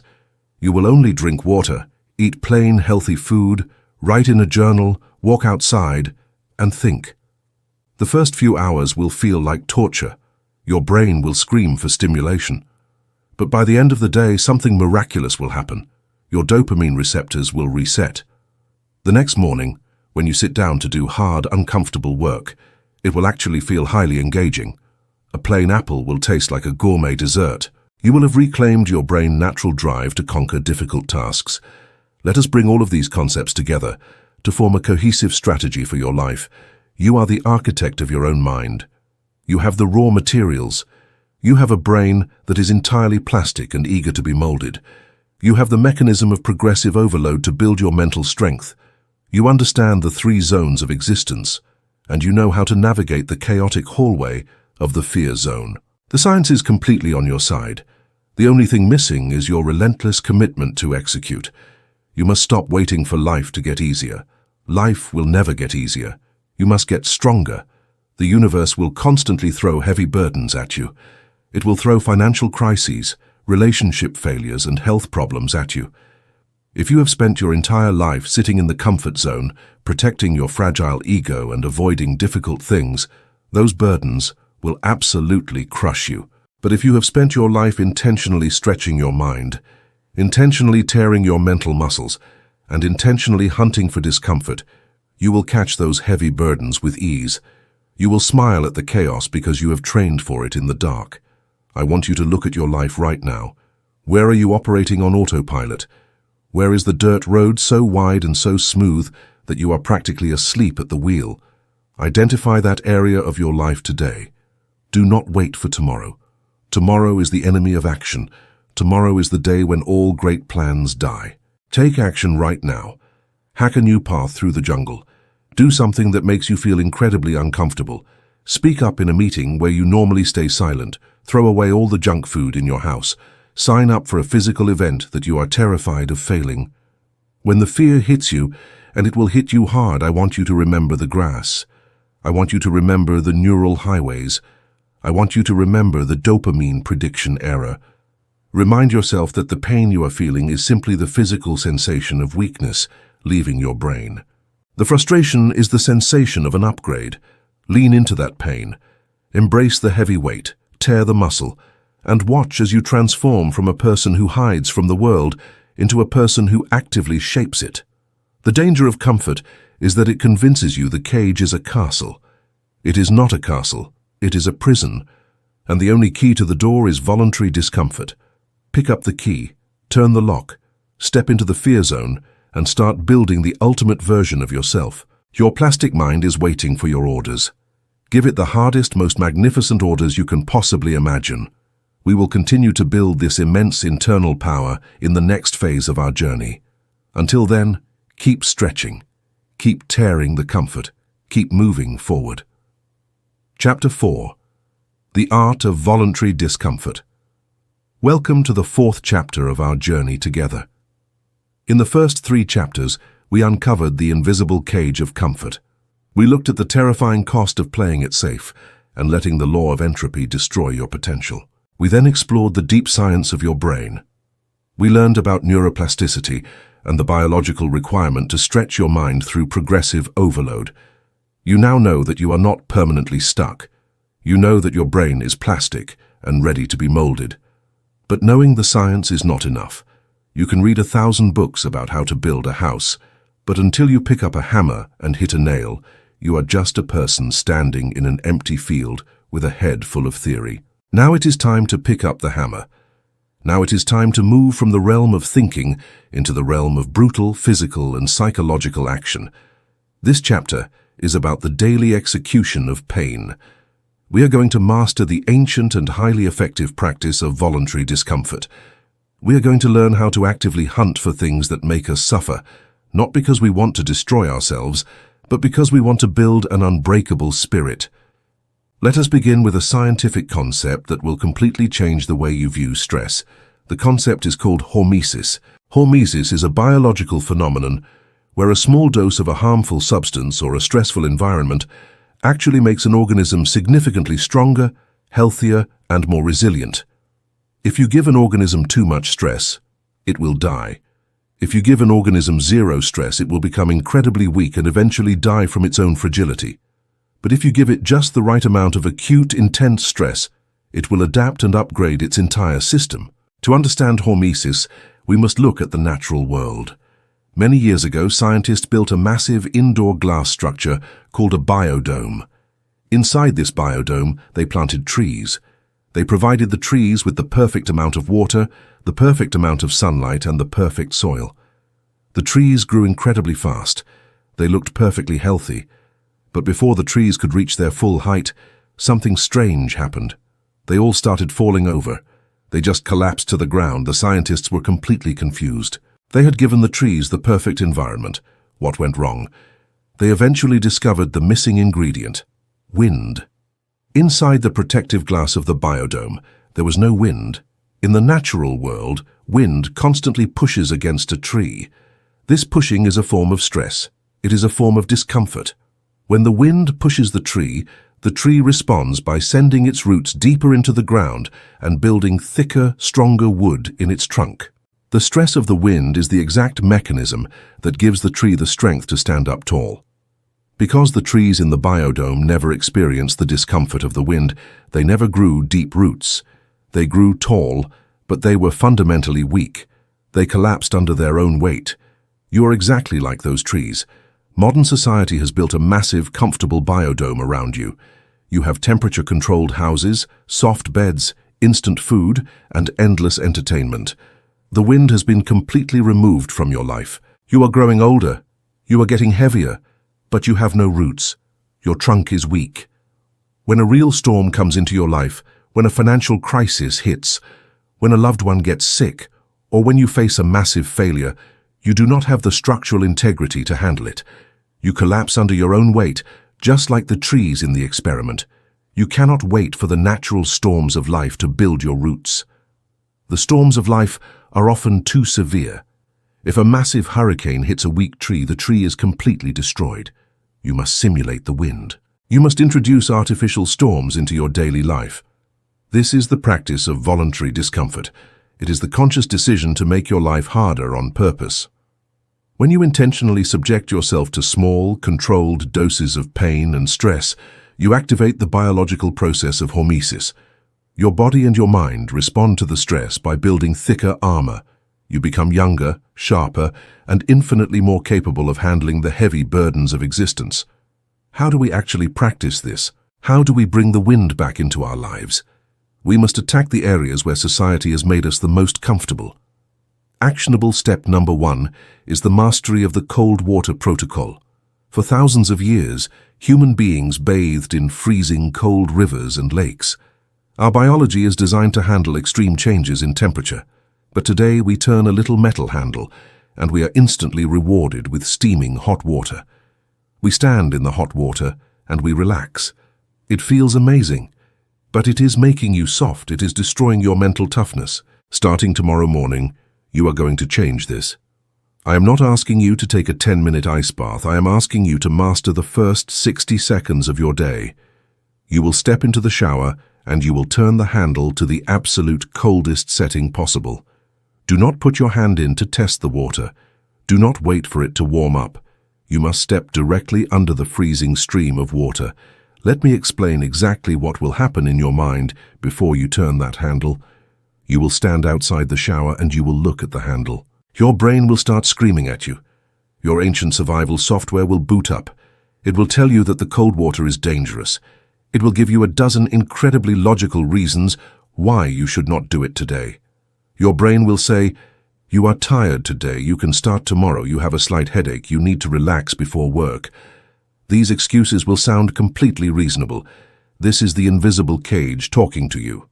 This is the law of entropy trying to pull you down. You must not listen. You must recognize that the voice in your head is a coward. You must look at the handle, count backwards from 5 and turn it to cold. When the freezing water hits your skin, your body will experience a massive physical shock. Your breathing will become sharp and shallow. You will want to gasp for air. You will feel an overwhelming desire to step out of the water. This is the moment of truth. This is the exact moment where the mental muscle is either torn or protected. You must stay in the water. You must take control of your breathing. Force yourself to breathe in deeply through your nose and out slowly through your mouth. Take deep, controlled breaths. As you control your breathing, you will notice something incredible. The water has not changed. The temperature is exactly the same, but your panic has disappeared. You have commanded your body to remain calm inside a highly stressful environment. You have proven to your nervous system that you are the master of the ship. When you turn the water off and step out of the shower, you will feel a massive surge of energy. This is not just a psychological feeling, this is a biological reality. The cold water forces your brain to release massive amounts of norepinephrine and dopamine. These are the chemicals of focus, energy, and elevated mood. But more importantly, you have just won the very first battle of the day. You woke up and immediately did something that you absolutely hated doing. You defeated your own weakness before you even ate breakfast. When you build the discipline to step into freezing water every single morning, the rest of the challenges in your day will look incredibly small. A difficult meeting at work is nothing compared to the freezing shower. A rude comment from a stranger is nothing compared to the freezing shower. You have built a psychological shield of armor, and you are ready for war. Actionable step number 2 is the practice of intentional hunger. Just like temperature, society has completely removed the discomfort of hunger from our lives. You have a massive box in your kitchen filled with food. You have an application on your phone that can deliver hot food to your door in 20 minutes. You eat when you wake up, you eat in the middle of the day, you eat in the afternoon, and you eat right before you go to sleep. Your body is constantly processing food. It never gets a break. This constant state of eating is terrible for your physical body, but it is even worse for your mind. When you are constantly full, you become lazy. Think about a lion in the wild. A lion that has just eaten a massive meal does not go hunting. Go. It lies under a tree and falls asleep. It is completely useless. But a lion that has not eaten for 3 days is the most dangerous, focused, and aggressive creature on the planet. Its senses are sharp. Its mind is entirely focused on the mission. You must tap into the power of the hungry lion. You must practice voluntary fasting. I want you to choose 2 days a week to completely skip breakfast and lunch. You will not eat a single calorie from the moment you wake up until the sun goes down. You will only drink water and black coffee. During the first few hours of the fast, your stomach will rumble. Your brain will send panic signals telling you that you are starving. You will walk past a bakery or see a commercial for a restaurant, and your desire for food will be overwhelming. This discomfort is the wind pushing against your tree. Do not run from the discomfort. Sit with it. Observe your own hunger. Realize that hunger is not an emergency. It is just a sensation. Millions of people around the world survive without food for days. You are not going to die because you missed a sandwich. As you push through the hunger, a massive shift will occur in your biology. When your body realizes that no food is coming, it stops using energy for digestion and starts using energy for repair. This is a process called autophagy. Your cells literally start eating their own damaged parts and rebuilding themselves. It is the ultimate anti-aging mechanism. But the mental benefits are even greater. Around the 14th hour of your fast, you will experience a profound level of mental clarity. The brain fog will completely vanish. Your focus will become sharp as a razor. You will feel a light, aggressive energy running through your veins. You will be able to sit down and work on a complex project for hours without getting distracted. By forcing yourself to go without food, you break the emotional dependency you have on eating. You teach your brain that you do not need external comfort to function at a high level. You prove to yourself that your will is stronger than your biological urges. When you finally sit down to eat your evening meal, you will not eat mindlessly. You will appreciate every single bite. The food will taste better than it has ever tasted in your life, because you have paid the price of admission. You have earned your comfort. Actionable step number 3 is the absolute destruction of the snooze button. The way you wake up dictates the entire rhythm of your life. The alarm clock is the very first test of your character every single day. When the alarm rings, you have 2 choices. You can hit the snooze button, pull the warm blankets over your head, and steal 9 more minutes of low-quality sleep. Or you can immediately throw the blankets off and put your feet on the cold floor. Hitting the snooze button is the ultimate act of self-betrayal. When you set your alarm the night before, you made a promise to yourself. You told yourself that you wanted to wake up at 6 in the morning to work on your goals. When the alarm rings and you hit snooze, you are telling your subconscious mind that your comfort is more important than your promises. You are starting your day with a failure. If you cannot even find the discipline to get out of a soft bed, how can you possibly expect to build a business, lead a family, or change the world? You cannot. You must make the process of waking up an exercise in aggressive discipline. I want you to move your alarm clock entirely out of your bedroom. Put it in the hallway or the bathroom. When the alarm goes off, you cannot simply reach over and turn it off. You must physically stand up, walk across the cold floor and turn it off. Once you are standing, the battle is mostly won, but you must implement a strict rule. You are never allowed to get back into the bed. The bed is lava. If you touch the bed again, you lose. You must embrace the darkness and the silence of the early morning.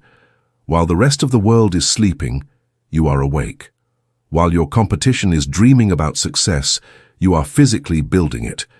There is a deep, powerful magic in the hours before the sun comes up. There are no emails, no text messages, and no demands on your time.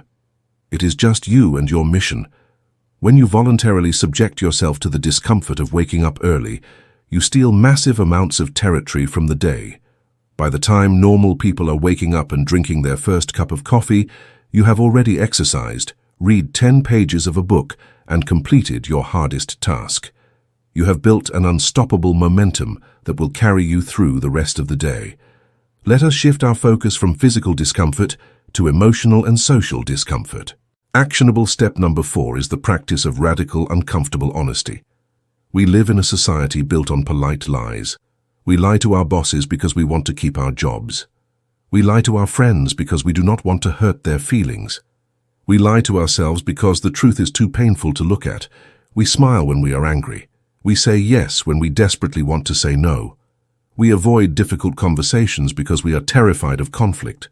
This constant avoidance of conflict makes your life incredibly comfortable in the short term, but it builds a massive mountain of resentment and anxiety in the long term. When you swallow your true feelings, they do not disappear. They sit in your stomach and turn into poison. You slowly lose respect for yourself. You become a passive passenger in your own life. You must train yourself to lean into the discomfort of truth. You must seek out the difficult conversations you have been avoiding. Think about your life right now. Who is someone you need to forgive, but you have been too proud to call? Who is someone that is taking advantage of your kindness, but you have been too scared to confront? What is a hard truth about your own behavior that you have been hiding from? Identify one difficult conversation that you need to have. Do not wait for the perfect moment.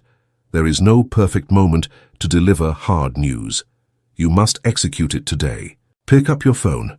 Do not send a text message. Text messages are a cowardly way to handle serious issues. Call the person. Your heart will start racing. Your palms will sweat. You will feel a massive knot in your stomach. This is the fear zone. This is the wind pushing against your tree.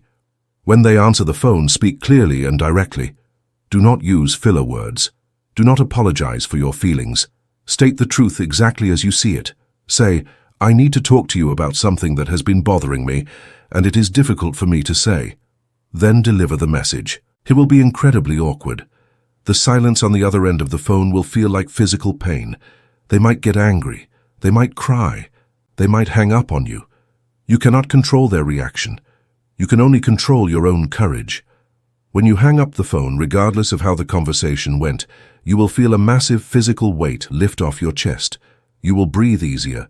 You will have proven to yourself that you can handle social friction. You will have established a boundary.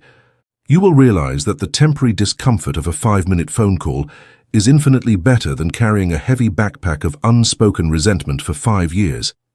When you make a habit of leaning into difficult conversations, you clean up the emotional mess in your life. You stop hiding. You become a person of dangerous integrity. People will respect you because they know you are not afraid of the truth. Actionable step number 5 is the ultimate exercise in ego destruction. It is called the rejection gauntlet. Your ego is the most fragile, useless part of your mind. Your ego is constantly trying to protect your image. It wants everyone to think you are smart, successful, and perfectly put together. Because of this, your ego is terrified of rejection. It prevents you from asking for a raise, it prevents you from talking to strangers, and it prevents you from launching your creative projects. You avoid asking because you are terrified of hearing the word no. You must systematically destroy your fear of the word no. You must desensitize yourself to rejection by hunting for it intentionally. I want you to go out into the public world and purposefully get rejected once a day for the next 10 days. Go to a coffee shop, order a regular black coffee, and calmly ask the cashier if you can have it for free. Do not explain yourself, just ask. When they look at you like you are crazy and say no, simply say thank you, pay for the coffee, and walk away. Go to a clothing store and ask if you can borrow a jacket for the weekend. Ask a stranger on the street if you can borrow their phone to make a call. Walk into a corporate building and ask the receptionist if you can have a quick meeting with the chief executive officer. The first time you try this, you will feel absolutely terrified. Your ego will scream at you to stop. You will feel embarrassed. You will feel your face get hot. But you must push through the embarrassment. As you accumulate rejections, a miraculous psychological shift will happen. You will realize that rejection is not a physical blow. When someone says no, your heart does not stop beating. The earth does not open up and swallow you. Nothing happens. It is literally just a vibration in the air. By the 10th day of the rejection gauntlet, you will be completely bulletproof. You will find it hilarious. You will realize that the only thing holding you back in life was a completely imaginary fear of looking foolish. When you strip away the fear of rejection, you become unstoppable. You will ask for massive opportunities that you never would have dreamed of asking for before. You will shoot your shot in business, in relationships, and in life, because you know that the worst thing that can possibly happen is the word no, and you eat the word no for breakfast. We must now explore the concept of the physical gauntlet. Actionable step number 6 is the commitment to an unreasonable physical task. Your mind and your body are deeply connected. If your body is soft, your mind will be soft.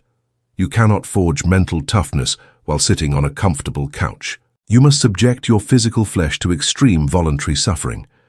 I'm not talking about going to the gym for 45 minutes and doing some light exercise while listening to a podcast. That is maintenance. I'm talking about choosing a physical event that genuinely scares you. An event that you currently have no idea how to complete. It could be running a full marathon. It could be climbing a massive mountain. It could be competing in a martial arts tournament. It could be a 50-mile march with a heavy backpack. You must choose something that requires months of dedicated, painful preparation. Once you choose the event, you must pay the registration fee immediately. You must lock yourself into the commitment. Do not tell yourself you will sign up when you are ready. You will never be ready. Sign up while you are weak and force the date on the calendar to make you strong. The magic of the physical gauntlet is not the event itself. The event is just the final exam.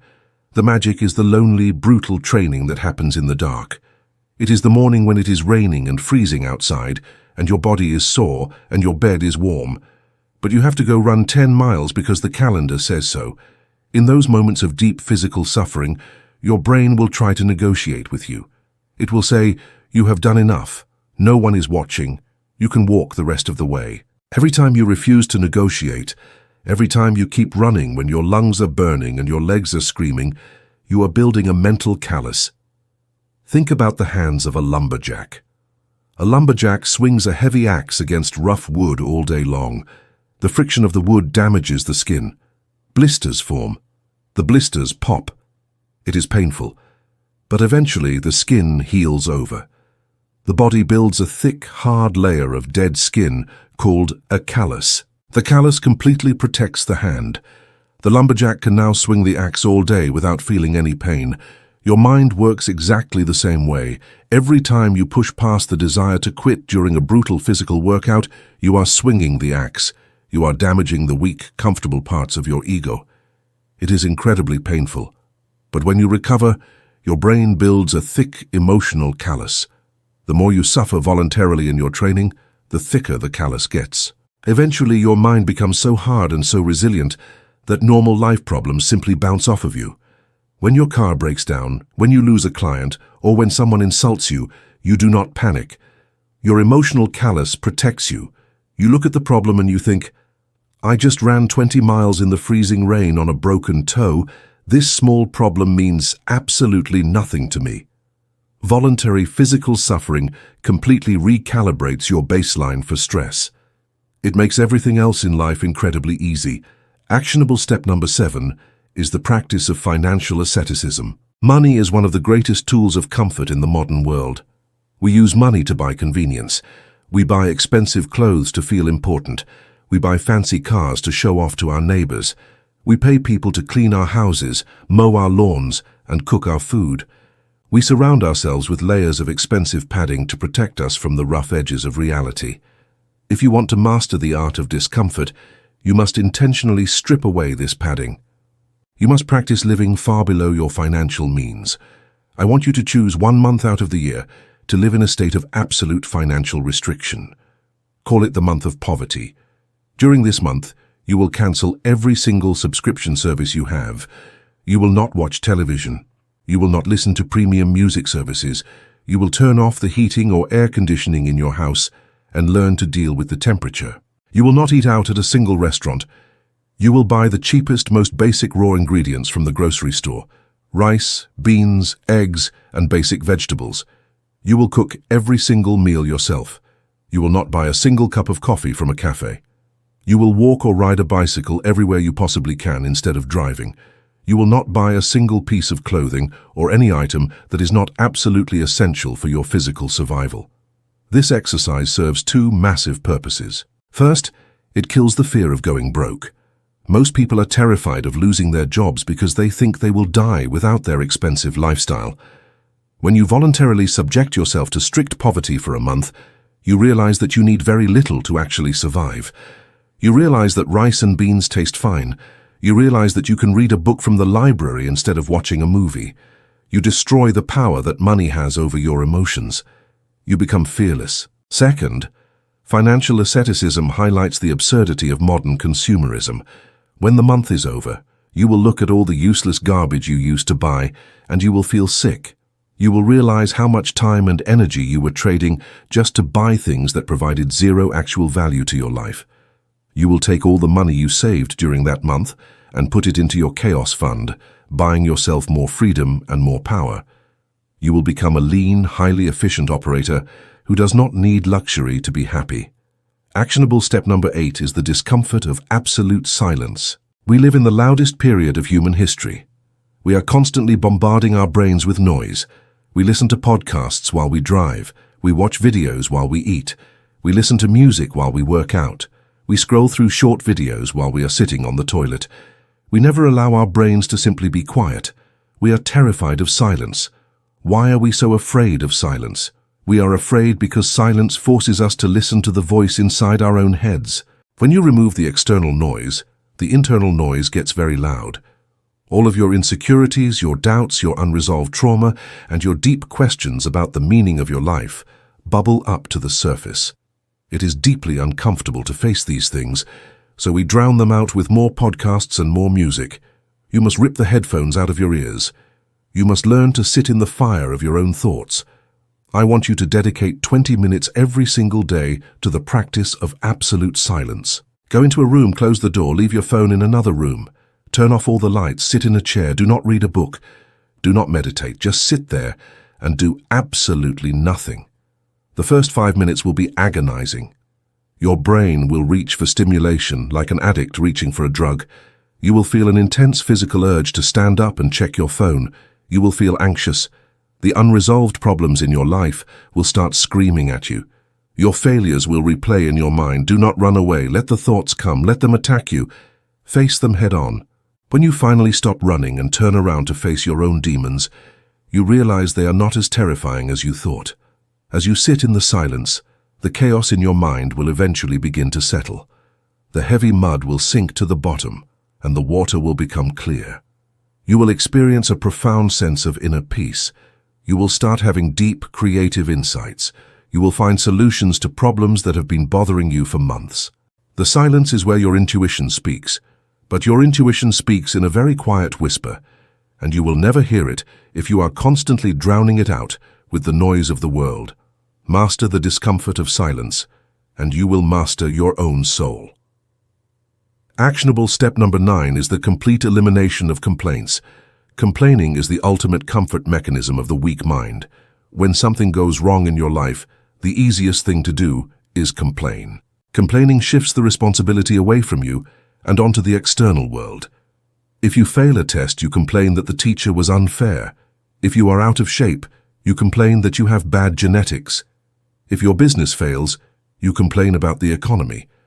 Complaining feels good because it temporarily protects your fragile ego. It allows you to be a victim. But complaining is a toxic poison. Every time you complain, you are reinforcing the neurological pathway of helplessness. You are telling your brain that you have no control over your destiny. You are giving your power away to the government, to your boss, or to the weather.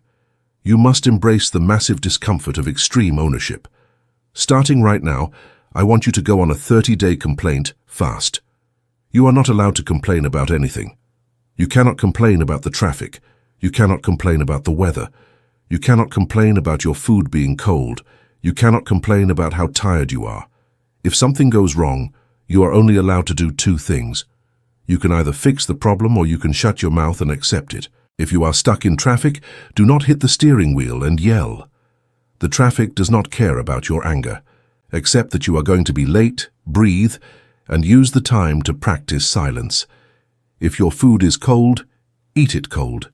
When you remove the crutch of complaining, you force your mind to become incredibly resourceful. You shift from a state of passive victimization to a state of active problem-solving.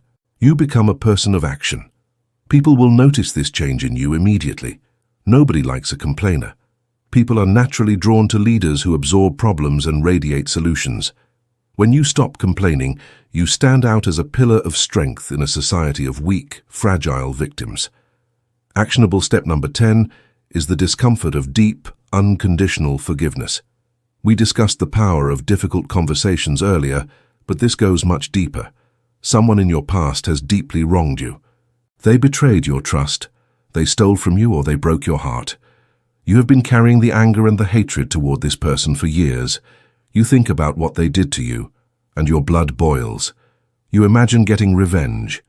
You believe that holding on to this anger is a way of punishing them, but you are completely wrong. Holding on to anger is like drinking poison and expecting the other person to die. The person who hurt you has probably moved on with their life. They are not thinking about you, but you are allowing them to live rent-free inside your head. You are carrying their heavy burden on your back every single day. Forgiving someone is one of the most agonizing, uncomfortable things a human being can do. Your ego demands justice. Your ego demands that they suffer. Letting go of that demand feels like you are losing the battle. It feels like you are letting them get away with it. But forgiveness has absolutely nothing to do with the other person. Forgiveness is a selfish act. It is the surgical removal of a tumor from your own heart. You must sit down in a quiet room and bring the image of the person who hurt you into your mind. You must look at their face in your imagination. And you must say out loud, "I forgive you. I release you. You have no more power over me. I am dropping this heavy bag of rocks and I am walking away." You might have to do this 100 times before it actually works. The anger will keep trying to crawl back into your mind. When it does, you must actively push it out and repeat the forgiveness. This is emotional heavy lifting. It will exhaust you. But when you finally cut the cord, the level of freedom you will experience is indescribable. You will have reclaimed massive amounts of mental energy that was being wasted on the past. You can now use that energy to build your future. The ultimate revenge is not destroying your enemy. The ultimate revenge is becoming incredibly successful and completely forgetting that they even exist. Let us review the entire architecture of voluntary discomfort.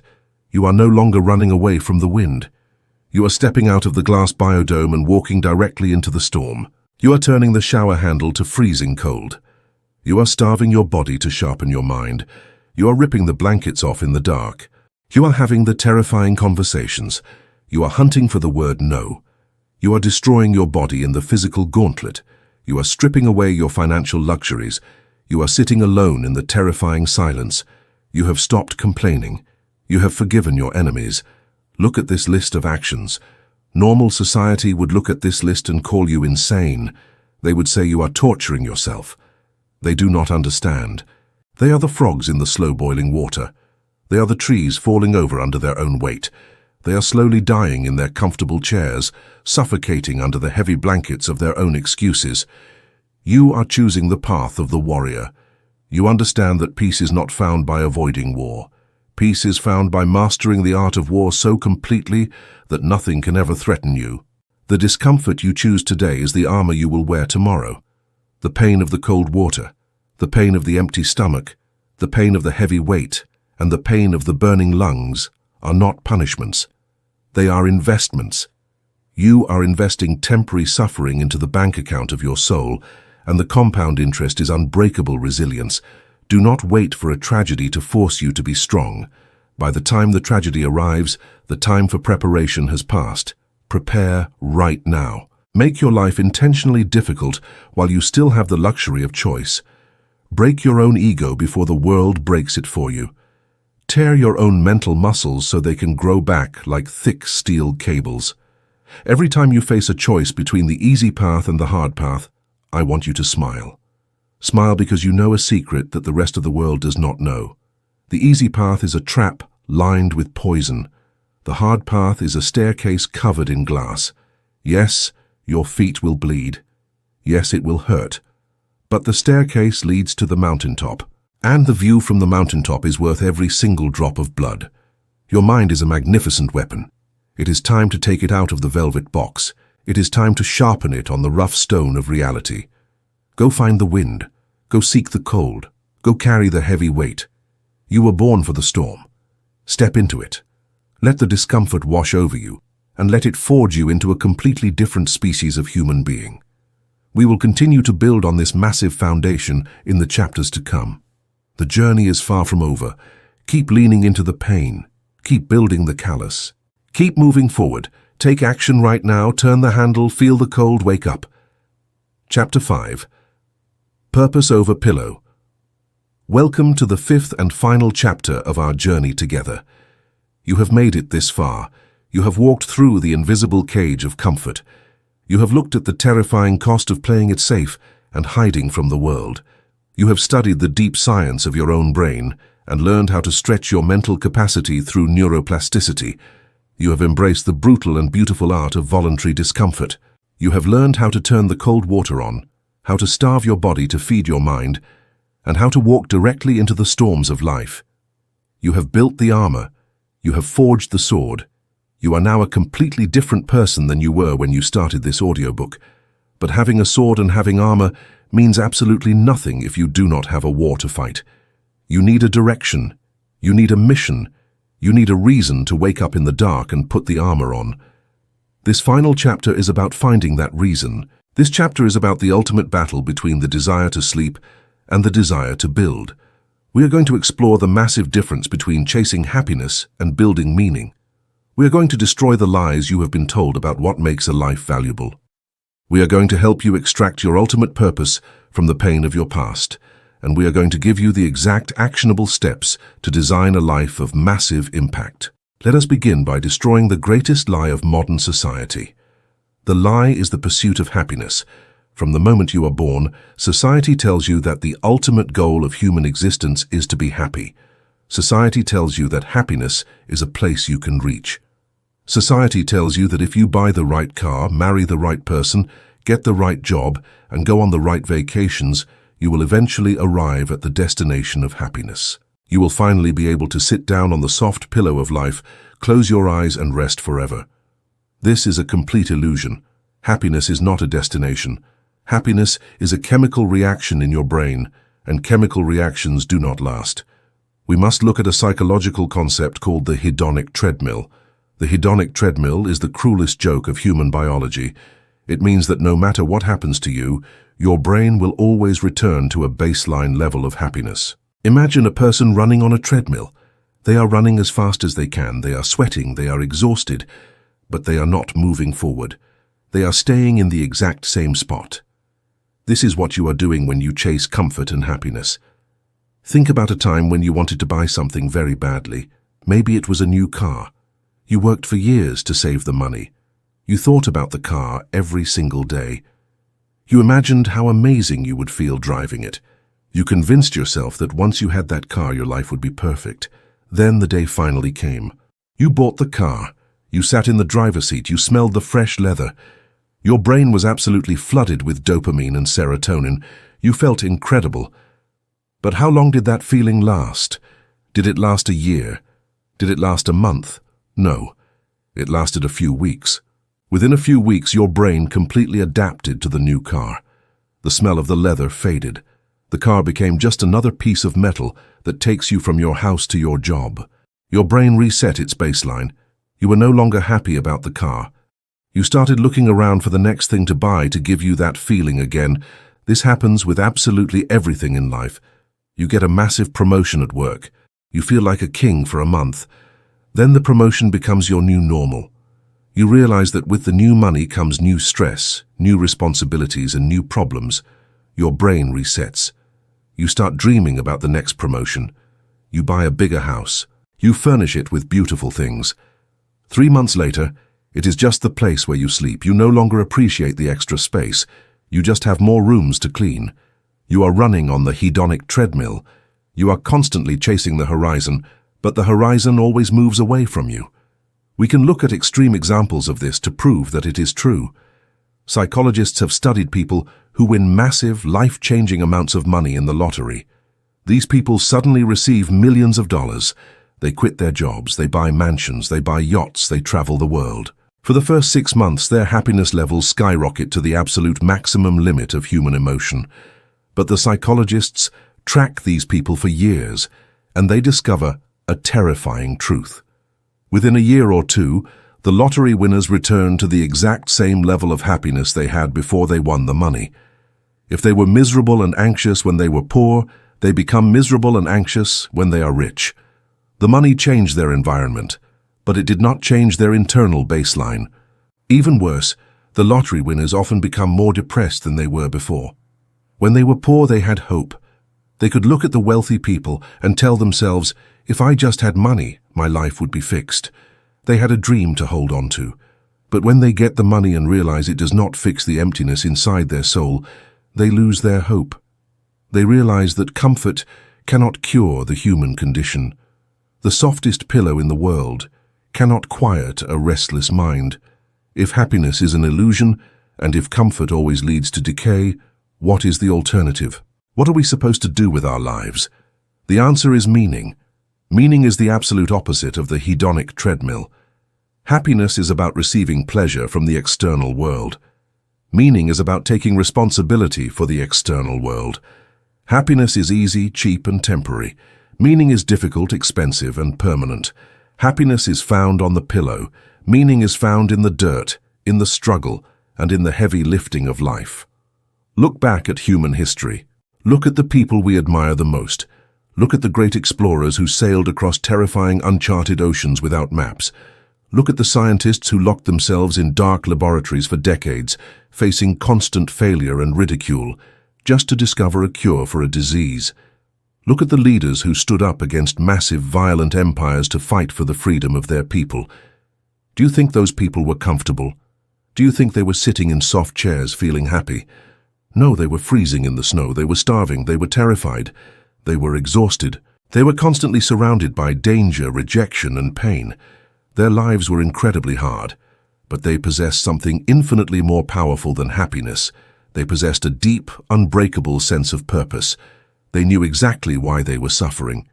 They knew that their pain was building a bridge for the rest of humanity to walk across. When you have a massive purpose, you do not care about being comfortable. The discomfort becomes the fuel that drives the engine of your life. You must stop asking yourself, what will make me happy? That is the question of a consumer. That is the question of a child. You must start asking yourself, what is worth suffering for?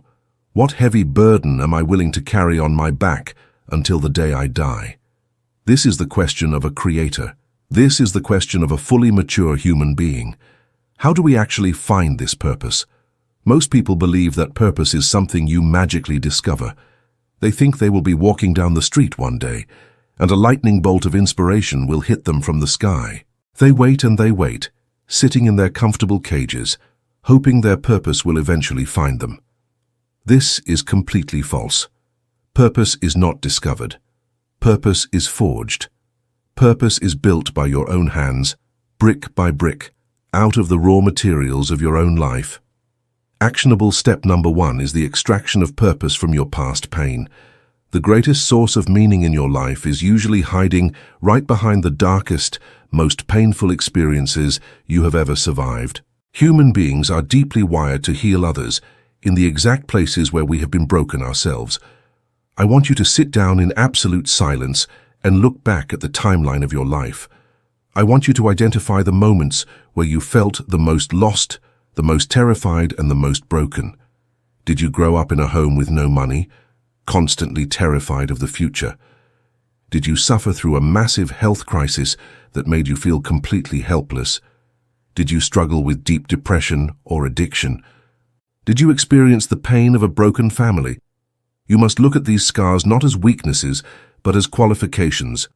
You have survived the fire. You have walked through the dark valley and you made it out alive. Your ultimate purpose is to go back into that dark valley and pull other people out. If you grew up in poverty, your purpose might be to build wealth and teach financial literacy to kids who are trapped in the same neighborhoods you grew up in. If you survived a massive health crisis, your purpose might be to dedicate your life to health, fitness, and helping others heal their bodies. If you were lost and depressed, your purpose might be to build communities that provide light and direction for people who feel invisible. You do not need to look at the sky for a magical sign. You just need to look at your own scars. Your scars are the roadmap to your mission. Actionable step number 2 is the anger compass. We are taught by society that anger is a negative emotion. We are taught to suppress our anger, to take deep breaths, and to calm down. But anger is actually one of the most powerful, pure, and useful sources of energy in the human nervous system. Anger tells you that something in the world is deeply wrong and needs to be fixed.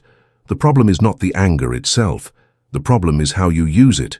If you use your anger to complain on the internet, you are wasting the energy. If you use your anger to fuel your massive purpose, you can change the world. I want you to look at the world around you.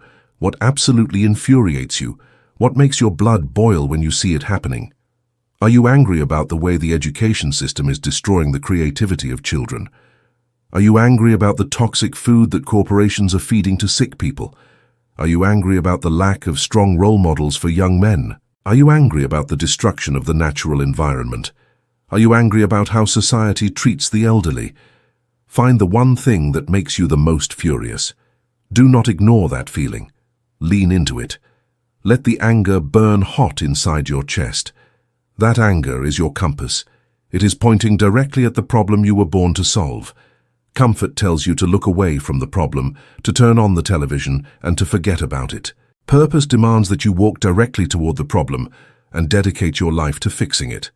You must convert your anger into disciplined, relentless action. Build a business that solves the problem. Write a book that exposes the problem. Create a movement that destroys the problem. Let your righteous anger be the engine that pulls you out of your soft bed every single morning. Actionable step number 3 is the generational horizon. The reason most people fail to build a meaningful life is that their timeline is far too short. They only think about what they want to achieve by the end of the month or the end of the year. They want quick money, quick fame, and quick comfort. When you think in short timelines, you make selfish, weak decisions. You choose the easy path because you want immediate results. If you want to design a massive life, you must expand your horizon. You must stop thinking in years and start thinking in generations. I want you to imagine a timeline that extends 100 years into the future. You will be dead. Your children will be old. Your grandchildren will be adults. I want you to ask yourself a very heavy question. What exactly are you building right now that will outlast your own physical heartbeat? If you spend your entire life working a job you hate just to buy a nice house and a nice car, what happens when you die? The bank takes the house. The car ends up in a junkyard. Your entire existence is erased from the earth. You leave absolutely nothing behind. That is the ultimate tragedy of a comfortable life. You must shift your focus from consumption to legacy. You must plant trees that you will never sit under. This changes everything about how you operate daily. When you are building a business, you do not just build it to make a quick profit. You build it with such incredible integrity and quality that it can be passed down to your children. When you are raising your kids, you are not just trying to keep them quiet so you can watch television. You are raising the future leaders of the world. You are pouring your wisdom, your discipline and your courage into their minds so that they can carry your fire into the next century. When you adopt a generational horizon, the daily discomforts of life become incredibly small. Why do you wake up at 5 in the morning to work out when you are exhausted? You do it because you are building a biological standard of excellence for your bloodline. Why do you work late into the night on your business instead of sleeping? You do it because you are building an economic fortress that will protect your family long after you are gone. Your life is no longer just about you. You become a crucial link in a massive chain of human history. You cannot afford to be weak because the future depends on your strength today. Let us move to actionable step number 4, the eradication of Plan B. When people try to build a life of purpose, they usually keep one foot inside the invisible cage of comfort. They start a new business, but they tell themselves, if this fails in 6 months, I can always go back to my old corporate job. They commit to a massive physical goal, but they tell themselves, if my knee hurts, I can always quit and just do light yoga. They build safety nets, they build backup plans. You must understand the psychology of the backup plan. A backup plan is a self-fulfilling prophecy of failure. When you have a comfortable pillow waiting for you to fall back on, your brain knows it. When you hit the fear zone, when the chaos starts, when you run out of money, and when the pain becomes unbearable, your brain will constantly whisper to you. It will say, you do not have to suffer like this, you have a safe job waiting for you, you can just quit right now and the pain will stop. Because the pillow is always there, the temptation to lie down is impossible to resist. If you want to guarantee your success, you must burn the boats. There is a famous story from history about a military commander who landed his army on the shores of an enemy country. The enemy army was vastly larger and stronger. The soldiers were terrified. They looked at their boats on the shore and thought about running away. The commander knew that as long as the boats were there, his men would not fight to the death. So he gave a brutal order: burn the boats. The soldiers watched their only escape route burn to ashes. The commander turned to his men and said, we either win this war or we die on this beach. There is no going home. Because they had no plan B, the soldiers fought with the ferocity of starving lions. They destroyed the larger army and conquered the land. You must burn the boats in your own life. You must eliminate the safety nets that are keeping you weak. If you are starting a business, you must cut your expenses to the absolute bone, put all your energy into the mission, and remove the option of going back to your old life. If you are committing to a new standard of excellence, you must publicly announce it to people who will hold you accountable, making it socially devastating for you to quit. You must put yourself in a position where failure is not an option. When failure means total destruction, your brain unlocks a level of creativity, resilience, and pure aggressive power that you never knew you had. You will figure out how to survive. You will figure out how to win, because you have to. The comfort of the pillow is gone. Only the mission remains. Actionable step number 5 is the daily execution matrix. Purpose is a massive, abstract concept. It is beautiful to think about changing the world and building a legacy. But purpose is absolutely useless if it does not dictate what you do at 6 o'clock on a Tuesday morning. The greatest vision in the world will die if it is not connected to daily microscopic execution. The distance between where you are now and your ultimate purpose is crossed by taking thousands of incredibly boring, uncomfortable, and repetitive steps. You must build a daily execution matrix to align your massive vision with your daily habits. Take a piece of paper and write your ultimate generational purpose at the top in large letters. Let us say your purpose is to build a massive financial empire that funds schools for underprivileged children. Below that massive purpose, you must draw a line and write the one major goal you need to achieve this year to move toward that purpose. Below the yearly goal, you must write the one major goal for this month. Below the monthly goal, you must write the goal for this week. Finally, and most importantly, you must write down the 3 non-negotiable actions you must take today. Not tomorrow, today. If your goal is to build that financial empire, your 3 daily actions might be to make 50 cold calls, read 20 pages of a complex financial book, and exercise for 1 hour to maintain the energy required for the mission.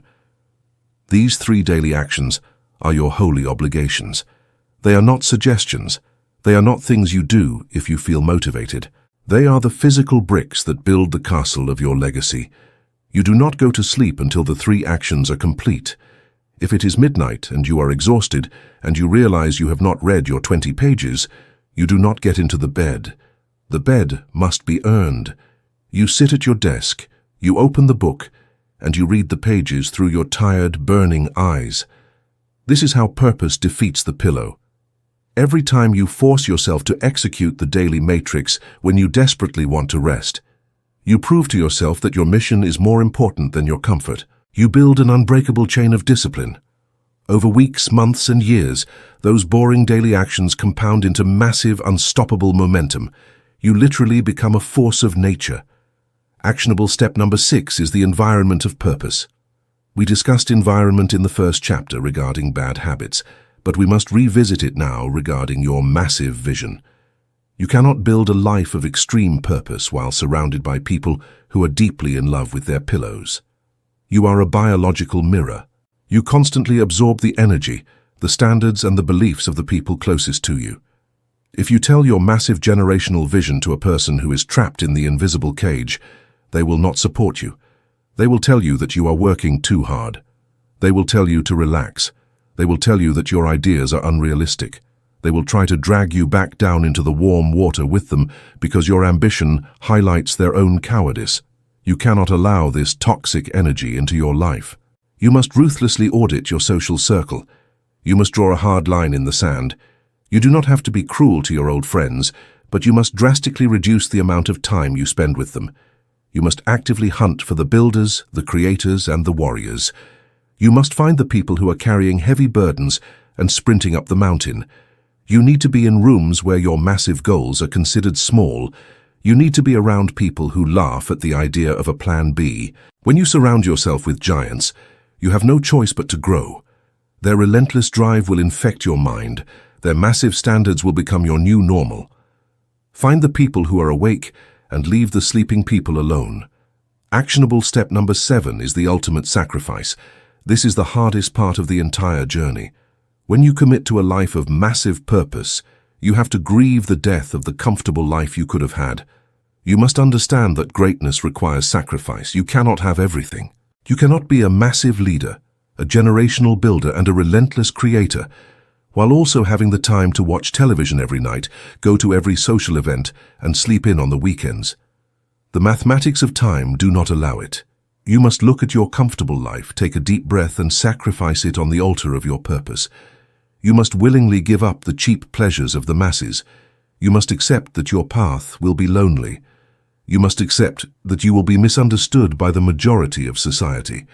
You must accept that you will be exhausted, that you will face massive failures, and that you will carry a weight that most people would refuse to touch. But you must also realize the incredible trade you are making. You are trading a small, predictable, decaying life for a life of infinite meaning, raw power, and absolute freedom. You are trading the illusion of safety for the reality of strength. You are trading the pillow for the crown. Actionable step number 8 is the legacy visualization. Whenever you feel your strength fading, whenever the invisible cage tries to call you back, you must use the power of visualization to snap your mind back into focus. I want you to close your eyes and imagine the end of your life. But do not imagine the hospital bed with regret, like we did in Chapter 2. I want you to imagine the opposite. Imagine you are old. Your hair is white. Your hands are weathered and scarred from a lifetime of hard work.